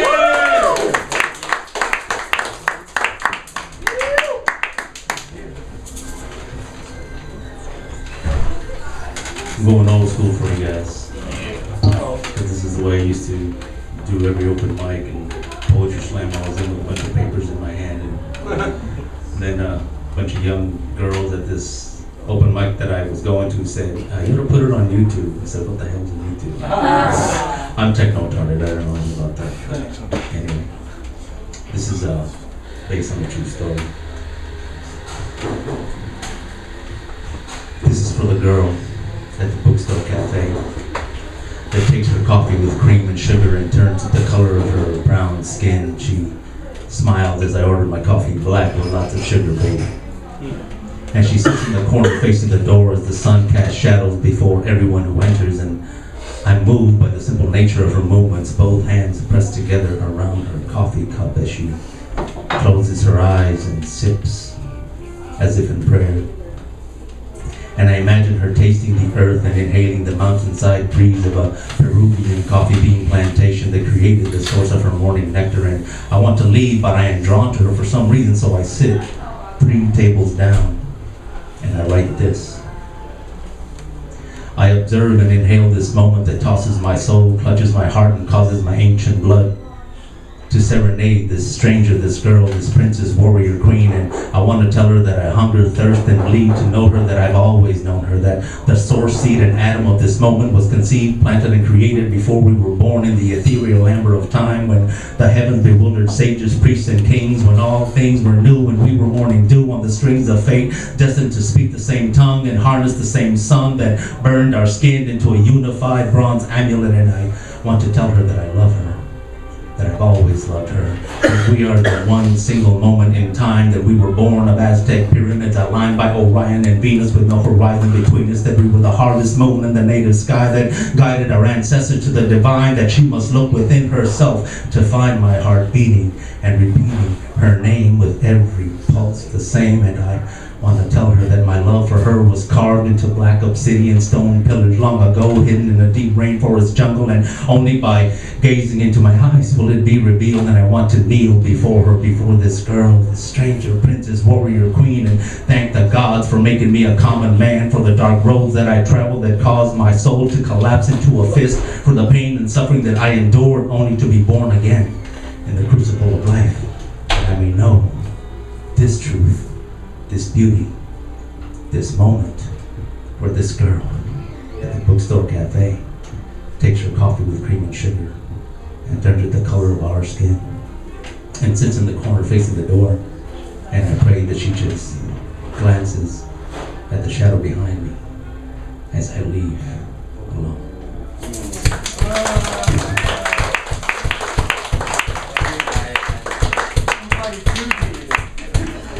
Awesome, yeah, that was great. Thank you. All right, and coming up next, we've got Joe Fox. Oh crap, yeah, that's a good sign. Everybody, give it up for Joe Fox.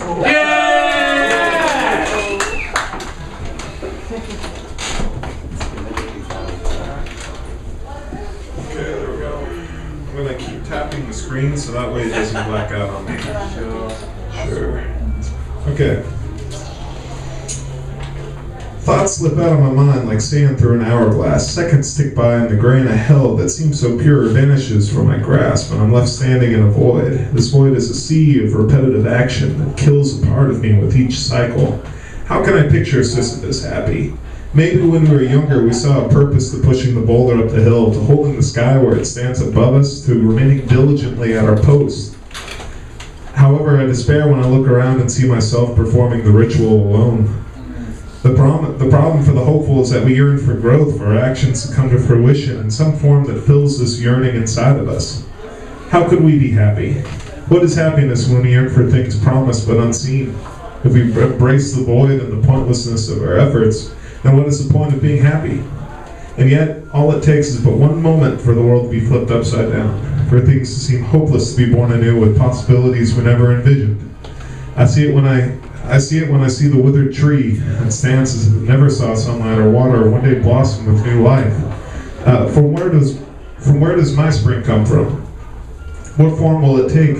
I don't know, but the brief trickles of water breaking through the drought give me hope in change and beckon me to continue clutching the bits of sand that fall in my grasp.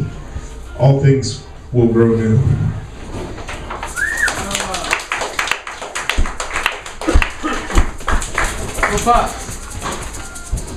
Awesome, thank you. And coming up next, we got Chelsea. Chelsea! Everybody give her Chelsea!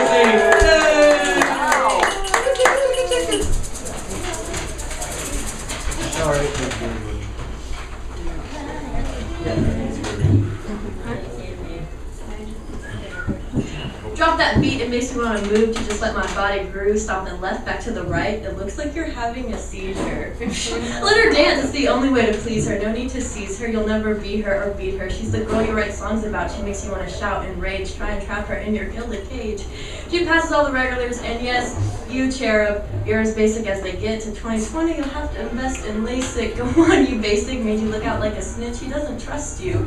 I feel that void, I feel that void. I fill up with feelings, always touch the ceiling. At times, I feel like I'm peeling, stretching this thought, stretching that thought. Still bleeding, smell like a rot. I've always been taught to just let go. How well did you want me to know? I knew so little about you, but you answered all my questions as I replied with answers.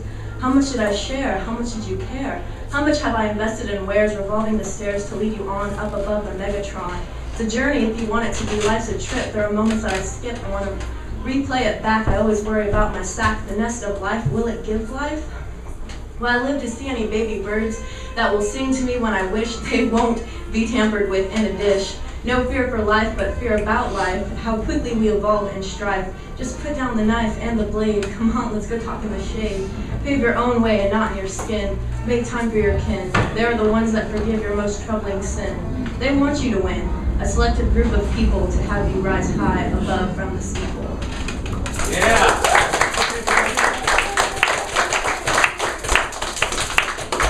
All right, thank you. Coming up next, we've got George. Everybody give it up for George! Yay!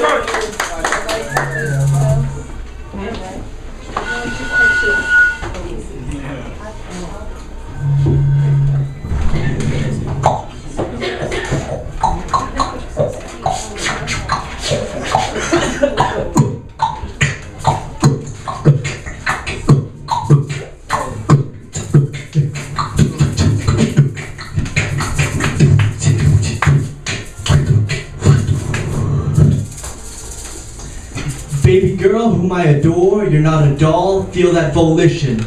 Look at these so-called weeds growing up from the sidewalk. When will you be with me, this woman beside whom I walk? But for now only talking about, given I doubt you'd even give me the time of day which I'm so desperate to accuse you of leading me on for.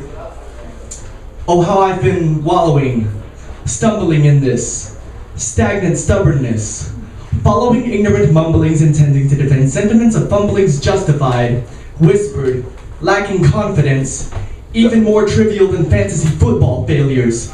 Like, why don't NFL players speak out against sweatshops? Yeah. Here stands honky-tonk open mic night hypocrisy. I'm not any better than permaculturalists eating at Valentino's, hauling loam in El Caminos. Many say calling home to hell if he knows not the ways of righteousness, but iniquity. Thrift store blowout, about time to liquidate. Too many stuff, too much things.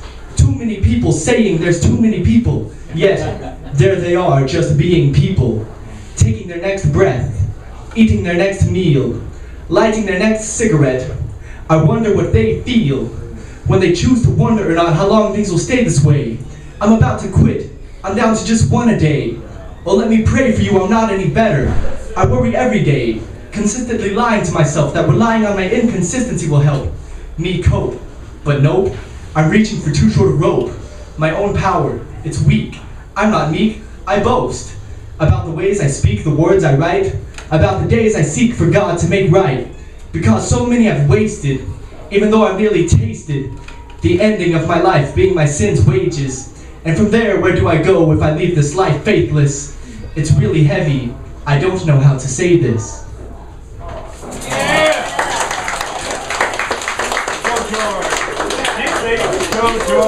Yeah, man, that's, you know, I've got like a 2-hour drive home, and I'm gonna be like beatboxing the whole way now.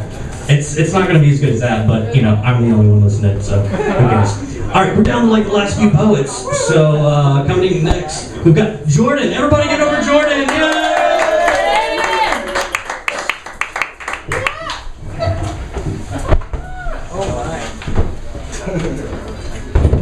This one has no title, obviously. Alright. I'm not worth a memory. I'm not even worth someone's reason for drinking. And I'm figuring out I am my own worst enemy. My throat is sore, but I haven't even spoken today. And I'm always choking up, never knowing what to say. And my heart is unwilling to compromise. I'm sick, but there's no treatment you can prescribe. My muscles cringe relentlessly. Take a deep breath. 1, 2, 3, 4, 5. And I accept the judgments of another, numerous people, random like a roulette wheel, so please pick a number. They're so concerned with the surface, marking X's down their list, looking at them like, y'all finished? These live scenarios on replay, I'm shouting out, who the fuck is the DJ? Because I have a problem with his mixes. Looks like I'm the only one who has to fix this. So no more being on loop. I need to create my own new lifestyle because I want my reality to be worthwhile.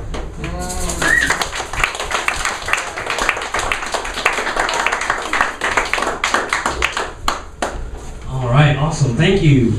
Is Alexandra here? I do not see her already. Well then, coming in next we got Roberts. Everybody give it up for Robert! Yay! Go Robert!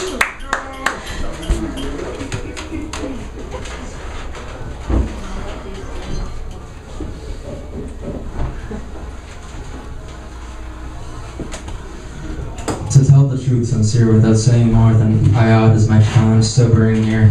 Who you know me to be may be so dead on, I am the only one who fails to see it. I think I can guess all the possibilities, however. I was the last one to be told my own name, and it was not pronounced how I thought. I was both fascinated, terrified of the truth, because what I am slowly finding out, is well known to some. And they keep silent for many good reasons. How I would long to spill the contents of my mind and soul inconsiderately upon the floor like a puddle of interesting vomit. But however, no. It's never appropriate to do that, actually. Not for me. Maybe for others. This is the best I can do for you.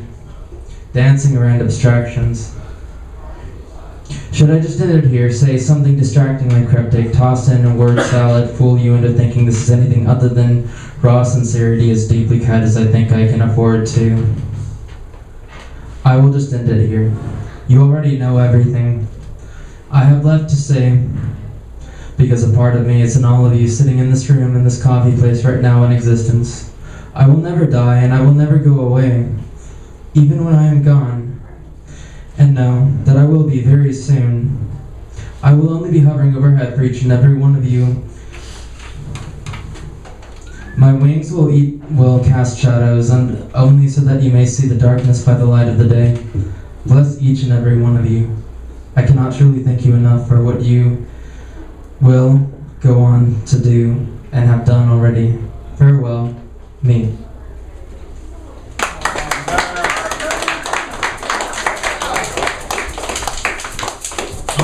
Thank you. It is our pleasure. All right, we've got the last poet for the end of round 2. So without further ado, give it up for Nicolas.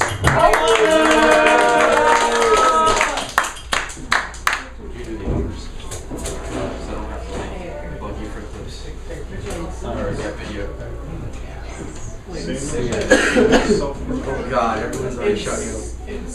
When? I was actually gonna do something a little different. Oh wow. Scott actually suggested this, and I think I'm gonna go ahead and do it. And I actually wanted to do this already. So. Okay.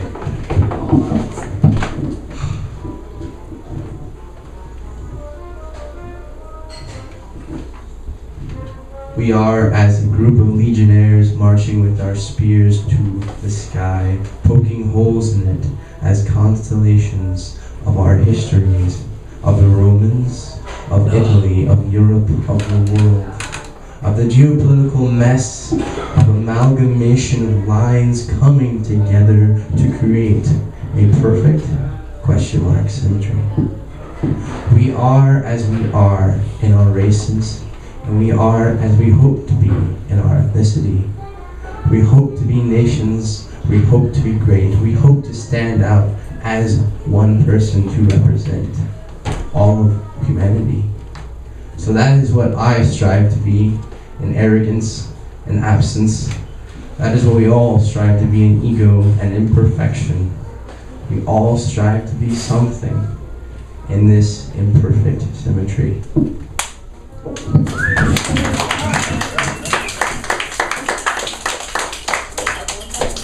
All right, thank you everybody. That was the end of round 2. So we're gonna come back at like 10 minutes. So it's like 9:40-ish or so. It'll be around. Garage or garage? Hello. Yes. Volume. Hello everybody.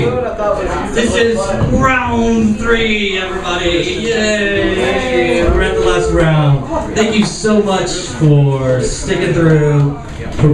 Without further ado, everybody, give it up for Thom. Yay! Narcissus. Let's talk about okay? Solipsism. Let's talk about my isolation and alienation. Let's talk about my limitations. Let's talk about my life. Now, there's the end of poetry, okay? Down the dead end of that. They often say the only way there is a community is when people actually get together around the campfire, around the tree. We had a gathering of what are some positive alternatives for the future if we're going to get through it. The poets actually the casting of spells for the future. And nearly everyone said the same. They said that it's not one person going to do it and no leader will do it. It is every person who actually decides to be part of everybody else. And that seemed like an obvious thing, but it wasn't obvious because they all talked about the pain of Ferguson and the pain of Baltimore and the pain of parliaments and the pain of Congress and the pain of gridlock and the pain of their personal lives. Now, leaping over the ego, when you get to realize that it's not the scars and wounds that define your life, it's the fact that you can open up the ceiling and there are stars in the sky, push back the walls and suddenly you're open with your eyes You can be part of something else by casting that stone of your words into the future, breaking the glass of limitations. People say, I. Yeah, you start with you, but you don't stop there. Many people have just said, I can't. And they put their energy into, I can't. The fact is, you're all here, and you're like the tip of the top of the iceberg of all that's underneath the superconsciousness. All those thoughts and dreams and feelings and hallucinations of people in other boxes somewhere wishing that they could articulate panaceas for the complex days we find ourselves in now. You don't have to hand over your power to any other poet or any other thought or power, or be worried about the oppression of a superior, allegedly superior culture. There's no one who can make you smaller. Your dreams are the carpet and the door and the way out and the window. Your speech is the top of the dream that you've had the night before. The architecture that you are creating when you are together is only one small transitory little dance, because the rest of it is being threaded like a flying carpet when we're not together. You see, there'll be different people here next month. There'll be different words, different ideas. And isn't that the point? All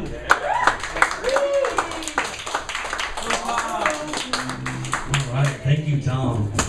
Thom, you know, that was like Poetry 101. Yeah, I love that. All right, coming up next, we've got Louise. Hey, everybody give it Louise.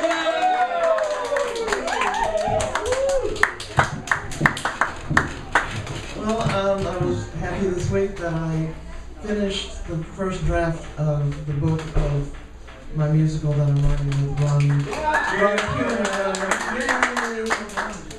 and I still have to work out a few of the songs, but I'm feeling really good about the plot and how everything comes together at the end. Here's, I think, one of the best songs from it. Jojo, who's 19, says to his girlfriend, Misty, who's 17, "Hey, where's my wild one? Say you stay with girlfriend some night and we'll slip into the moonlight." And Misty sings, "Everyone thinks I'm a wild girl and I love to be loved, that's true. They all think I'm just a bimbo to fall for a bad boy like you. But I'm not so dumb as they think. I won't be pulled over the brink. I saw my sister get pregnant too soon, and I won't be seduced by the moon. You may use all the tricks in your trade. Try your best to make the grade. You may ply me with kisses from April to June, but I won't be seduced by the moon. Your mom thinks I'm dumb as a rock, and I seem like I've been round the block. I may not be brilliant, but I'm not a loon, and I won't be seduced by the moon. Perhaps on the day I'm of age, with you I'll wildly engage, but you best wear protection that afternoon, cause I won't be seduced by the moon."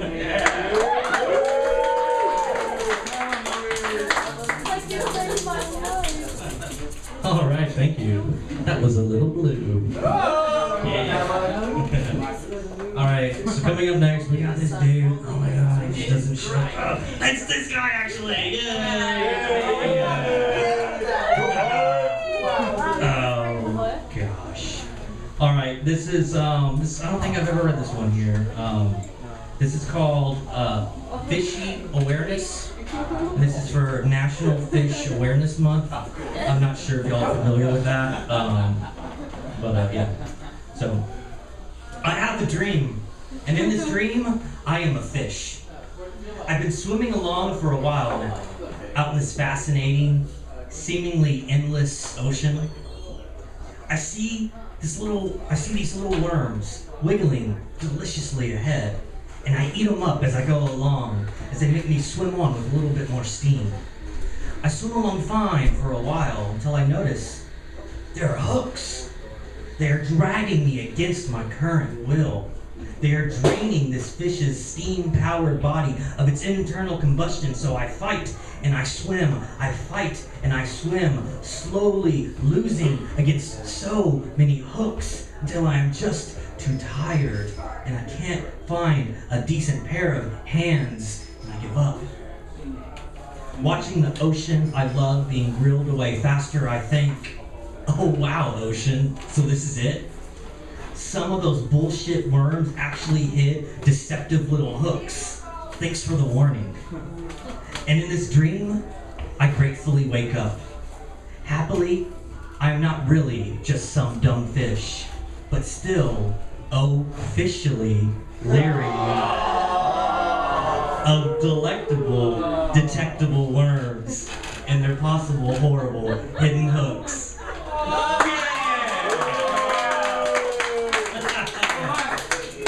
That groan was the perfect reaction for that. Thank you. All right. Coming up next, we've got Madeline.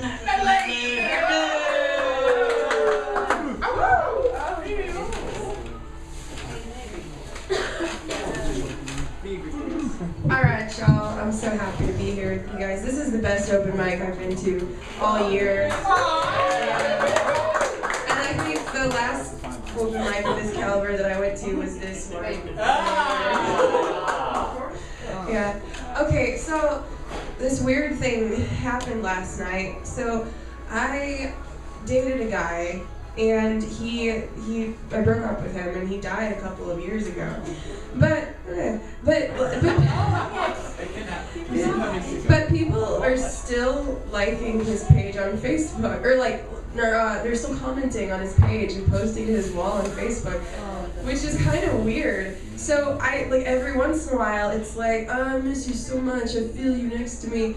And so every once in a while, all these feelings crop up, because I'll see his page, in my feed, and that, or whenever Walmart posts something, because he liked Walmart, ages ago, and so his face comes up. Anyway, so I thought it was kind of weird for people to post in, the second person on a social network forum.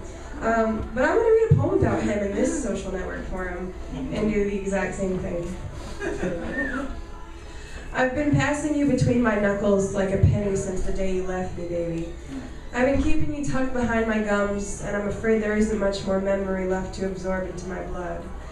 I've been carrying torch songs around in my guitar, like things would change if you could hear one.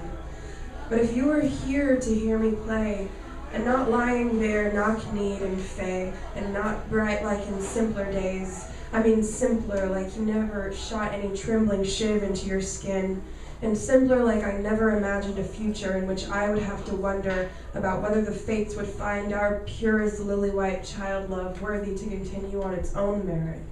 So I wouldn't have to wonder whether I could have wrapped you up any sooner and saved you. Baby, you must be tired the way you've been running through my mind. Your ears must be ringing the way I say your name in my sleep. You must be turning over the way I turn you over and over in my head. The pages of your book, bold print, with large font to add bulk, because otherwise it would be too short to publish. Baby, I know I'm not the only one mulling you over. Sometimes it seems like our combined efforts might be enough to coax you back, because every goddamn mop-top doppelganger ambling through unassuming and unaware that it's your face they're wearing, except theirs will crack and age, and ain't that the cruelest part of this sweaty-palmed pickup line? Every raven-headed waif masquerading in your shape catches me so unguarded, gaping, mercy me, I'll be goddamned, it's been a long time. I hope your trip was productive. Baby, some say it was an admonition, like you're some track-marked, bespectacled martyr spread across a drooping crucifix, like your brand of self-destruction wasn't something you devised over years, straddling broken glass and knives and needles just to bear the feel of your skin against your bones. Honey, you must have been hurting the way you spun like a dervish until all the momentum was spent. Now, do you believe in love at first sight, or should I walk by again? And do you want another cigarette? And am I being much too desperate? Should I save my face and embrace my empty threshold? Because I know you're way out of my reach and out of my league. But I couldn't live with myself if I let you leave before I found out what it felt like to be on your end of the pickup line.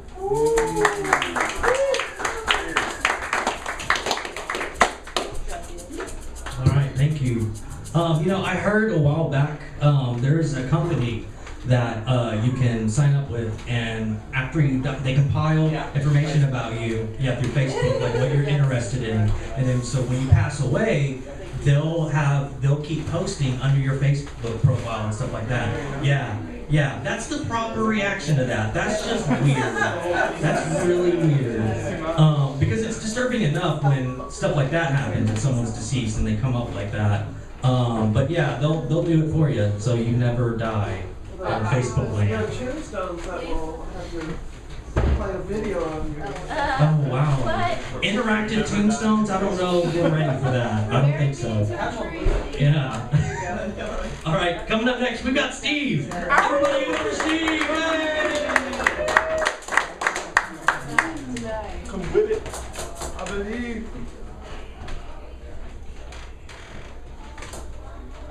I just launched a website, SteveQ Poet.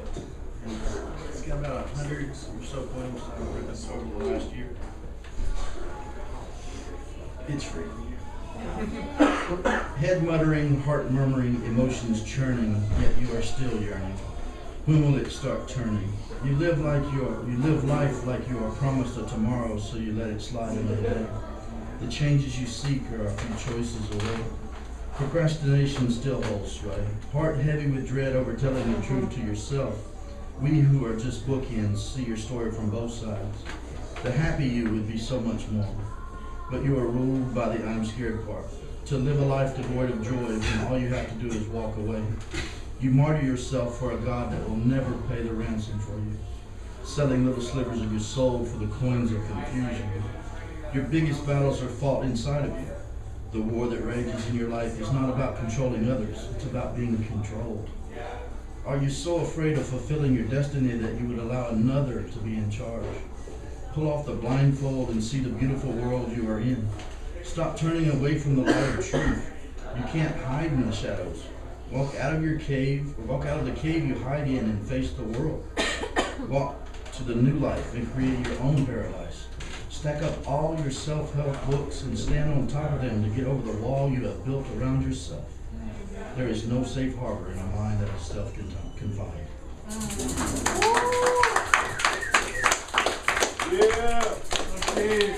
Awesome. I really like those last lines. All right, so coming up next, we've got Debangana. Everybody give it over to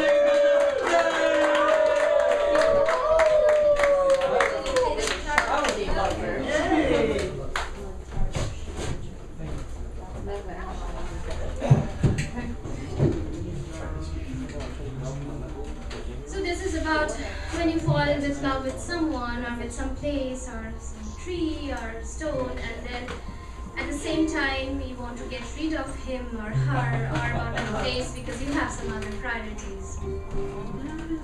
I do not confuse myself anymore. Often when I noticed my reflection in the puddle's surface, I confused myself with you. Tiny insects skimmed still water. Leaves often dropped there too. Occasionally, the weight of a sturdy shoe would splash your image, splattered the air. After I embellished your image, spanned the river, I was afraid of such rushing current. Will you leave up to it? Your image then wound a slow, rusty road. I was afraid of such red pebbles. Will you live up to it? Next, your image shot up a massive tree. I was afraid of so many reaching limbs. Will you live up to it? Your image lasted in metamorphosis, sky, hills, forest, bird. It lived in anything. I was afraid of such blues and greens, of the fluttering of wings. Will you live up to it all? Even slower than the puddles, final drops evaporated. I disregarded the earth, lifted the sky by the breaking dawn. I confused you with the universe, made me mistake myself for you. Now I no longer see the puddles full, meet your shadows no more. Deserted by even the rain here, I gathered everything now. Small pebbles, bird feathers, dark cloud, green leaves, even bubbles from water. Whatever I was afraid you will not live up to, all on a fresh piece of wood. Looking, I brush my hair, a blue flower, kajol my eyes. Have never seen such a crystalline image. I do not confuse myself anymore. Once more, in my woodcut background, your shadow sporadically appears. So I wipe my dear mirror with drops and dust. I do not confuse myself anymore.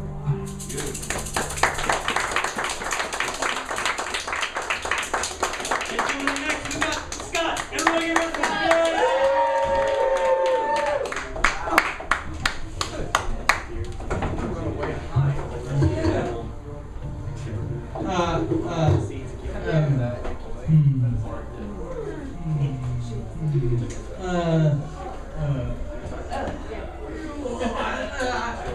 I have to admit, I sort of like went sort of intense in the last 2 years.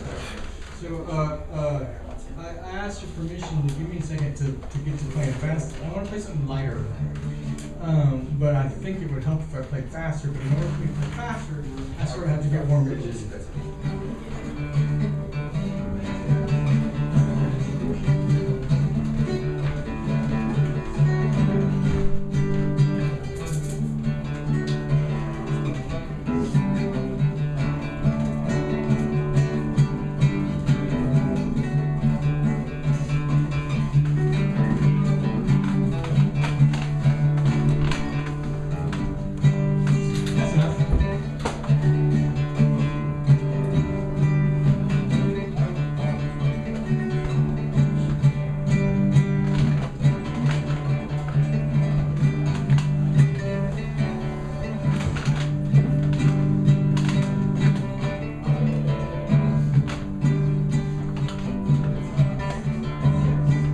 lighthearted thing I can actually think about. I tell you the truth, I mean, it's spring and I still got winter in the back of my mind. And we had that cold winter like a week ago, and I knew blossoms were going to freeze, man, and they didn't, you know, so that's cool. But spring to me is the season of insects. It's when the sticker burrs come out and the mosquitoes, and every year this time I say, that's my first cricket of the season. Or that's my first June bug, or that's my first, in my case, ground bug. And I wonder if there are other people on different routes, other people on different paths who are saying, this is my first trip this season down to Twin Falls, or Blue Hole, or the river in San Marcos. This is our first trip to go rafting this year, man. There are probably the guys who say, you know, this is my first J this year. Hope they don't get it out of mosquitoes.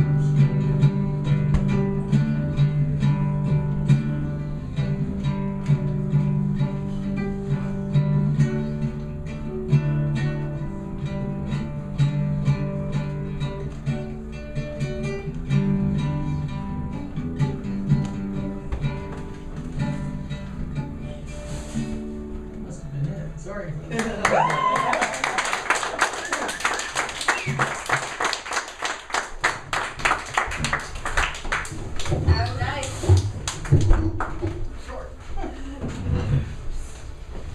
I like it when you surprise yourself.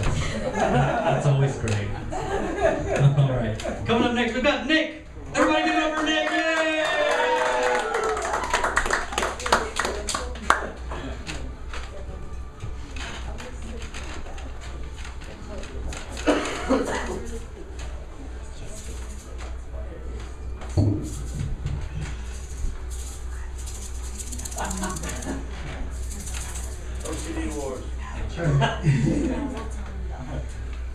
Torch my eyelids on backwards so I can sit there making filthy hand gestures to the farm police and make time sweat for hours without creating an unwanted specimen.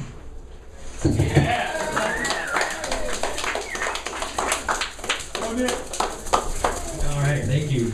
Whoever said OCD wars, that was hilarious.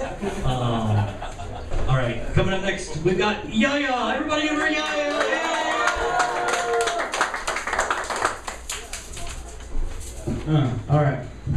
So I went to the cemetery here in San Marcos recently, and I recommend that everybody goes at least like Nice sunset. one time. Yeah, because there's a lot of energy there, and it's beautiful if you do it for the right reasons. Like, pay respect, and it's really nice. So this is a product of me walking around, sitting there, and enjoying it. So. Oh yeah, thank you. Yeah. It was a gift. Yeah, that's a bunch. All right. Here we go. Death. Death. Death. Life. Life is its precedent. 2 stages. Dichotomous membership. Dismembered by memories demonstrate the ease with which I'm deceased. Biologically, death is vital. The death of my bones and skin and cells spark a revival. Regenerate. A fresh breath, a new start. Death breeds life. Living and dying, not life and death. Am I alive or dead? I'm alive to you as we share and connect. But I'm dead to the person that had no respect. I'm dead to Mother Earth as I consume with waste. I'm alive to the spirit as I remember to praise. I'm alive to family, alive to friends, dead to Democrats and Republicans. There are more people dead than alive. I think we tend to forget all the dead things allowed us to live. Death. Death I do not fear anymore, maybe. Maybe I've got plans to rest in the floor, rest in the skies. Maybe I got plans for eternal life, but that's a whole lot of death. Where life is a jump, death is a step. Where life is a hug, death is a goodbye. Oh, how beautiful it is to die. Truth is, I'm dead and alive. Dead and alive. What a surprise.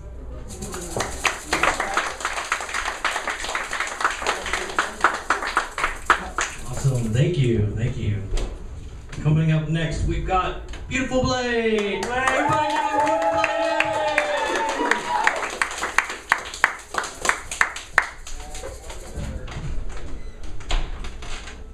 And her laptop.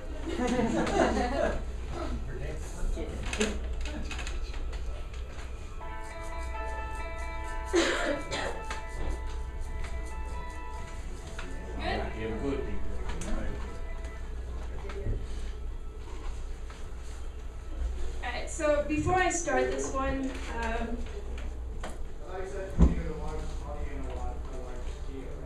it was the first poem I ever wrote that took me more than one sitting to write. And, you know, I put my heart into every word and I mean every word of it. So, it's one of my personal favorites that I've ever written, and I always like to say it whenever I'm at a new place or see a new face. So.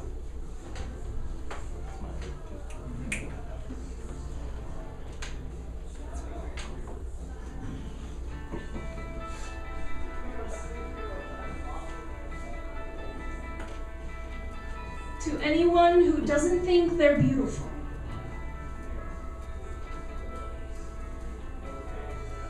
I'm not going to tell you that you're beautiful, because my words could never be enough to break the wall of glass that you somehow think protects you. I'm not going to tell you that you're beautiful, because you only hear my words in a way that makes you think I'm lying, that I'm always lying when I look at you and say your eyes are endless galaxies. And I get lost in the twinkling lights that show up when you smile. Stars never shine so brightly as when they're dying, and I would ride through space to save you, but still you think I'm lying, crying wolf as I pull on the cat's comet tail, trying to ride through the asteroid field that guards you beautiful dying star that will never believe, but simply stop trying to shine, to live, to be more than what you see in your reflection. I'm not going to tell you that you're beautiful. But I will tell you that you're worth more than worthless, more than gold, more than the mirror that can never truly capture beauty, shooting stars concealed behind your smile, giving glimpses of peace, playing hide and seek behind planets, flying saucers on a collision course with icy insecurities. I'm not going to tell you that you're beautiful. You wouldn't believe me. We've never even met, but I know you. I see you. You can hide behind a screen name and a smile, but I know you, know your pain, know the secrets you hide behind those lips and the undertones and the words that you type say more than you could ever say, ever say, ever say. Has anyone ever said that they love you?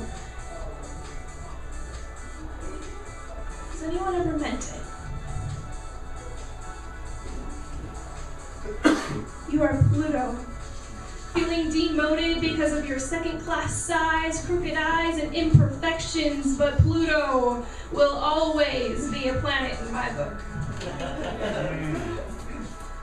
You hang out at the outside of the picture, orbiting around happiness, but just out of reach because you never believe that it is yours for the taking. Cold, unloved, unwanted. Pluto was a placemat where only the strong survived. When we were kids, it marked the start of infinity and beyond. I'm not going to tell you that you're beautiful. But every step you take is the start of a new path that started back in a grade school class when you couldn't wrap your head around just how long of a journey it would take to reach the outskirts of our solar system. Hell, you thought the 2-hour ride to Grandma's house was never gonna end. But you sure wished you could bend the rules of space and time, fly to the end of infinity just to see how far it goes, and you beautiful dying stars shooting through space and all the time wondering who and what you are, because you just can't accept that shining brightly doesn't have to mean that you're dying. We sent satellites into the sky and found the edge of our imagination when we discovered things that we had never even dreamed in the same way. I will send rockets up to find you, to smash into that glass wall that you somehow think protects you, maybe. In the glimmer of the lights shining off the falling pieces, you'll find beauty in the millions of stars and realize what you see is your reflection.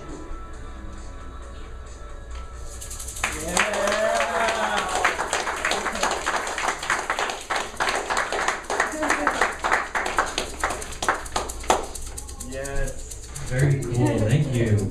You know, the space nerd in me too just loved all of that. That was beautiful, thank you. Yeah, I know, right?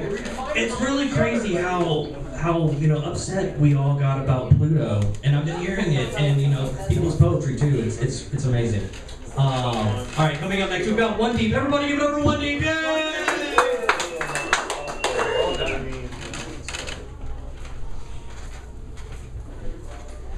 Alright, just a quick shout out to beautiful Louise. She's a good friend of mine from back in Corpus, and she's not even old enough to drink. She's been through enough shit in her life that I wouldn't wish on somebody twice her age. And she writes about her survival, just keeps it real. I love you, So, this is based on a true story about a young Mexican immigrant who joined the military to gain citizenship and became an Iraq War veteran. Then when he got out, he applied for college fund, wanted to be an immigration lawyer, and he applied for citizenship for himself and his mom and dad. His mom and dad didn't know about it, so when they did background checks, they found out that his father had an old felony that never reported, and his mother was here on a fake social security card, so they deported all of them. And needless to say, he was a little upset, so I wrote this from his point of view to give him a voice. And the title of the poem comes from essay written in 1921 by a man named Jose Vasconcelos, who actually ran for president back in 1924. He was a philosopher, a brilliant man, and he wrote this at a time, well, it did be controversial now. He wrote about how the Iberian Peninsula peoples, Spain, Portugal, how they came and they mixed with the tribes, the blacks, Hispanics, Indians, so forth, and how they would one day rise and become this fifth race and take over the world. And it was very controversial. He got a lot of flack for it. It'd be controversial now. So I got the title from that. So I give you La Raza Cósmica.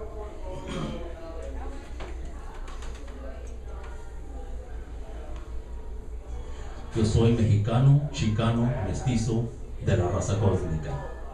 My culture was formed by conquistador lands and Indian chants. If you can't feel the color of my skin, you're deaf, dumb, and blind and can never begin to understand the why of your own existence. You can't deny the blood on the pyramids where warriors bled and the princesses wed to the sun that always shines on la raza cósmica.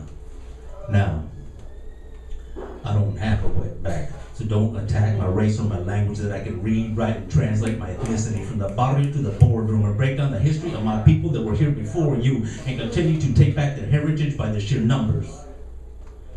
You put a gun in my hand and send me off to war, but when I try to make a stand, you want to shut the door. You don't want to make me legal, but I'm willing to kill for your eagle and your Statue of Liberty where your weak and huddled masses yearn to breathe free. I'm willing to die for a country that continues to oppress me and refuses to accept me as an equal. A country where English is the official language by law in 27 states. You want me to assimilate because your fear can't relate to my rolling our verses and curandero curses that express my rage. So you want to turn the page on another chapter of a happily ever after illusion and refuse to accept me as a Mexicano, Chicano, Mestizo de la Raza Cósmica, where my culture was formed by conquistador lands and Indian chants. If you can't feel the color of my skin, you can never begin to understand the why of your own existence. You can't deny the blood on the pyramids where warriors bled and the princess was wed to the sun that always shines on la raza cósmica. Now one more thing. You wanted a wall down in Berlin, but you put a fence up within the borders of this country. Borders that were expanded by a race that you won't embrace, but you can't erase, homeboys, so don't call me a racist. I didn't start this shit. I'm not the one who asked, please check this box. Black, white, Hispanic, or other. I'm just trying to be your brother, baby. You see, it is our individual ethnicity and culture that makes us different. It is our willingness to rise above that and accept tolerance, diversity as a common birthright that make us all the same. Because whether we like it or not, we are all of us immigrants of one cosmic race. Peace.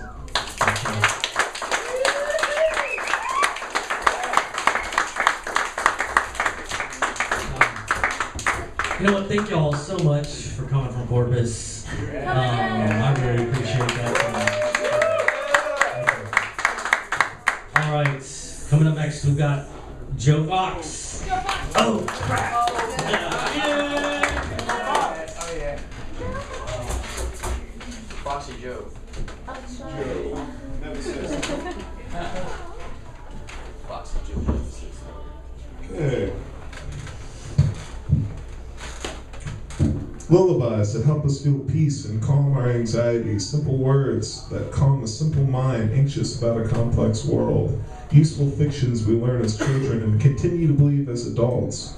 They become false unless we find someone else to pass them on to. But who can we find to pass these songs on to? Pressured under an enormous weight, we put aside childless things for suits and ties. We keep our music hidden lest the soul be mistaken for weakness. We whisper soft so we can't be heard.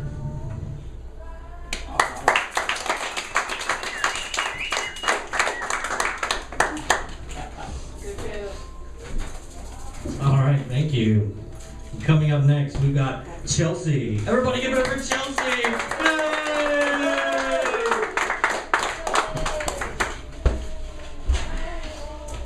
Come on, Madeline. Bye, Madeline.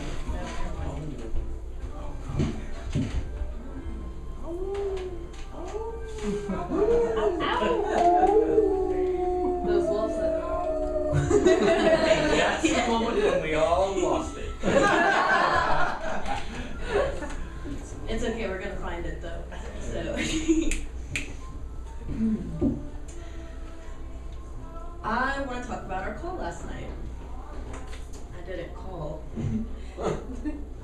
Yes, you did. You didn't call. I know I didn't. So what did you want to talk about? Talking about how you didn't call. Split to poetry to prose. Why do we keep hitting this wall? Platonic, ironic. When you think of me, supersonic. You're so iconic. A piece of history wrapped in a mystery. The unyielding drive to not just survive, but thrive. Been saying that since Ohio. Gave that hobo ride. Gave him time to decide whether he should kill me or comply. An easy intended ride.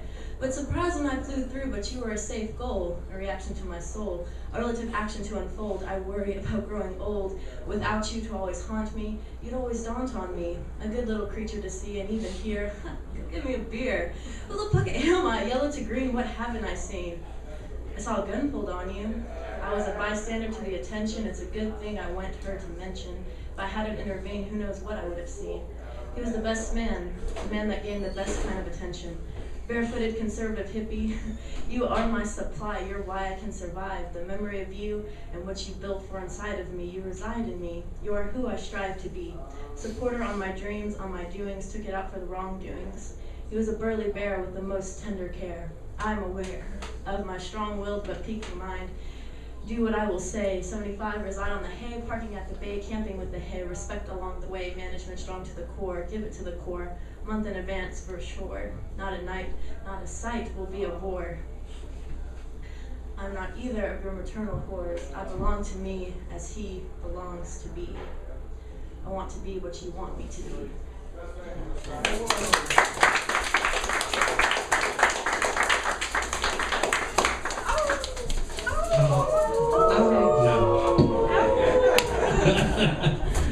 All right, yes, there he is. That makes George. Hey! I was scooping up a newly arrived friend. Oh, there he is. He's a precious man.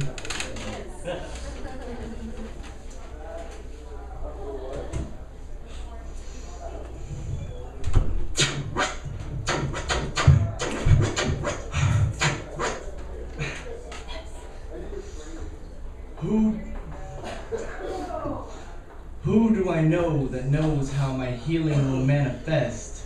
I'm so scared of it, I guess I feel I need a teacher.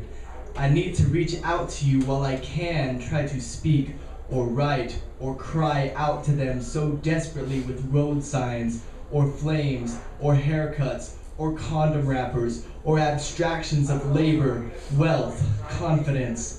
Commodity commonly commented upon with false etymologies and curse words spoken distastefully, leading mouths to try to capture the all too ineffable transfer of energies and information describing, with chapped lips and yet to be brushed fair trade organic coffee stained teeth, heavy matters of hearts beating electromagnetic resonances for the newly dew moistened nuances of the plastic boulder's burgeoning resonance.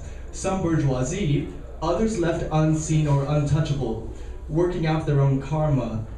Downstream, downtown, the clown car manufacturer's unmentionables, not to be illegibly mistaken or mixed up with, a 5th grade kid's parentally approved and provided Lunchables. You're not illiterate, get rid of it. That is your sense of entitlement to your privilegedness. Downwind atomic bomb testing your patience for new age overstatements like mind over matter, tell it to your bladder, or your surgeon, generally speaking, generic foodstuffs facilitate the leaking of my gut feelings that are different than yours, right? Third eyesight, field of vision, 60-mile-an-hour head-on collision, division of bones now reunited by titanium I didn't meet the miners, and then a memory of arguments concerning panty liners or memories or cement laid upon the ground of natives left mostly silent though blood still running, descendants, defendants, juries, judges, hypocrisy of gold-trimmed flags and fine print, abandoned office building, uppercase, lowercase, caste system, wisdom of the East in them, possibly lukewarm congregations I'm timid to ask about indigenous souls and responsibility of knowledge and volition, often leaving me wishing I hadn't left saying close to nothing, rather only more and more of the same boring dollar store tabloid rumors of sin and aliens and discounts off your next purchase. What's it gonna mean when the profiteers, racketeers, puppeteers make your paper money worthless? Tears. Yeah.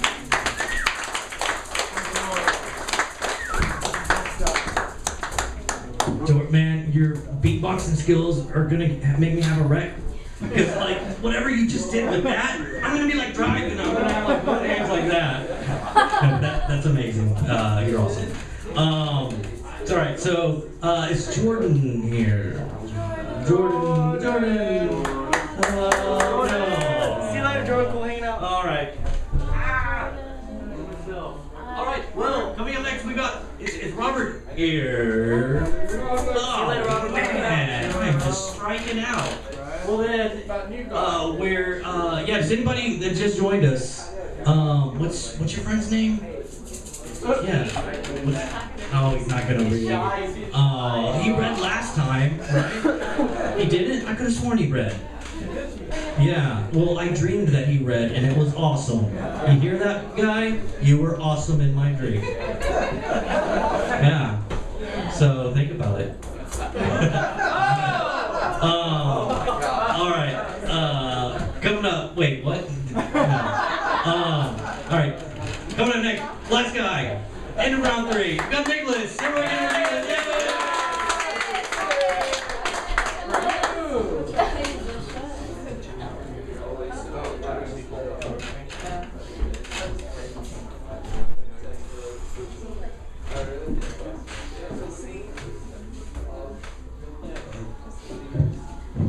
How's it going, everybody?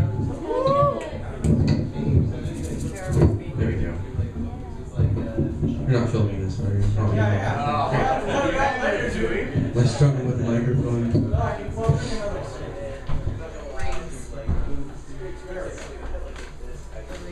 Rings. More doors. I'm gonna do off the top. Yeah, without the word. Okay.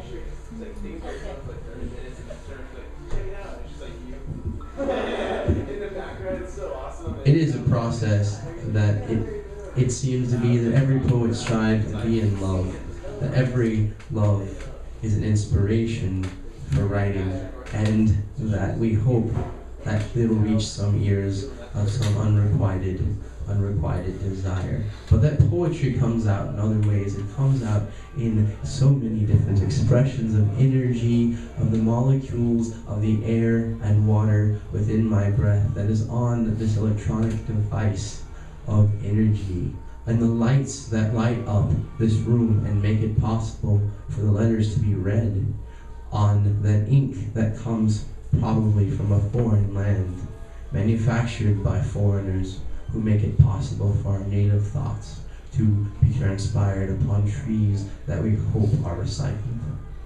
These are nothing but recycled thoughts, might I add. Again and again, is there nothing more original to say or do? But we hope by making that indent slowly, meticulously on that page, that we will leave an impression. And that impression may one day turn into geometry of memory.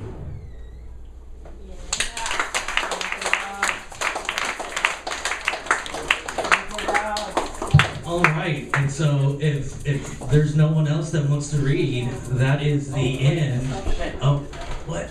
I have something else I wanted to read real quick.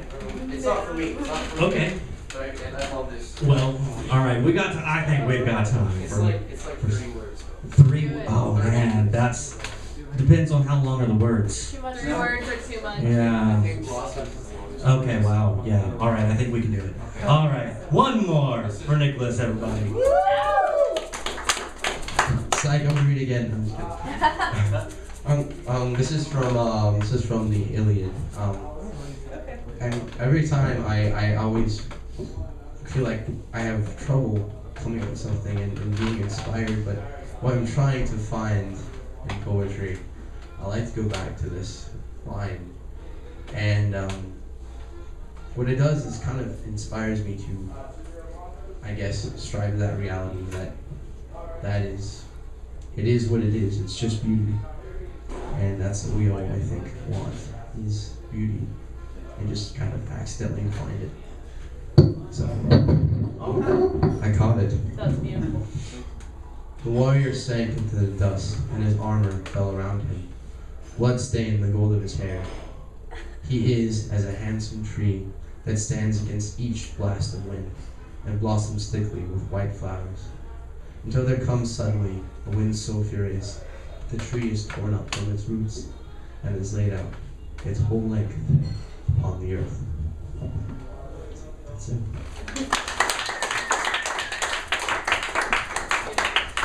All right, thank you everybody. That is the end of Poetry Night. If you can stick around and help me pick everything up. Yes. Can I say one thing? Sure, you can say one thing. You can say two things. Ah, there you go. Okay.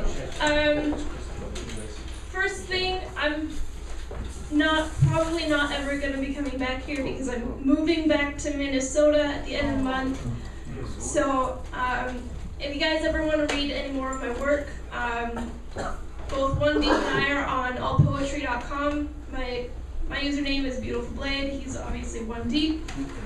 And the other thing is tomorrow night, it'll start at 9. There's this thing called World Poetry Open Mic. It's an online radio station broadcast thing. They have a website that you go to, you can call in, you can read poetry, and there's an online chat. The hosts are crazy awesome and just crazy. But it's a real good group of people, and I don't know, I look forward to it every week. So it starts at 9, it usually goes a couple hours. So. What's it called again? World Poetry Open Mic. And if you want their website, I believe it's worldpoetryopenmic.net, but you can just Google it. Thanks. All right, thank you. That's it. All right, y'all are awesome. Next one is June 4th. And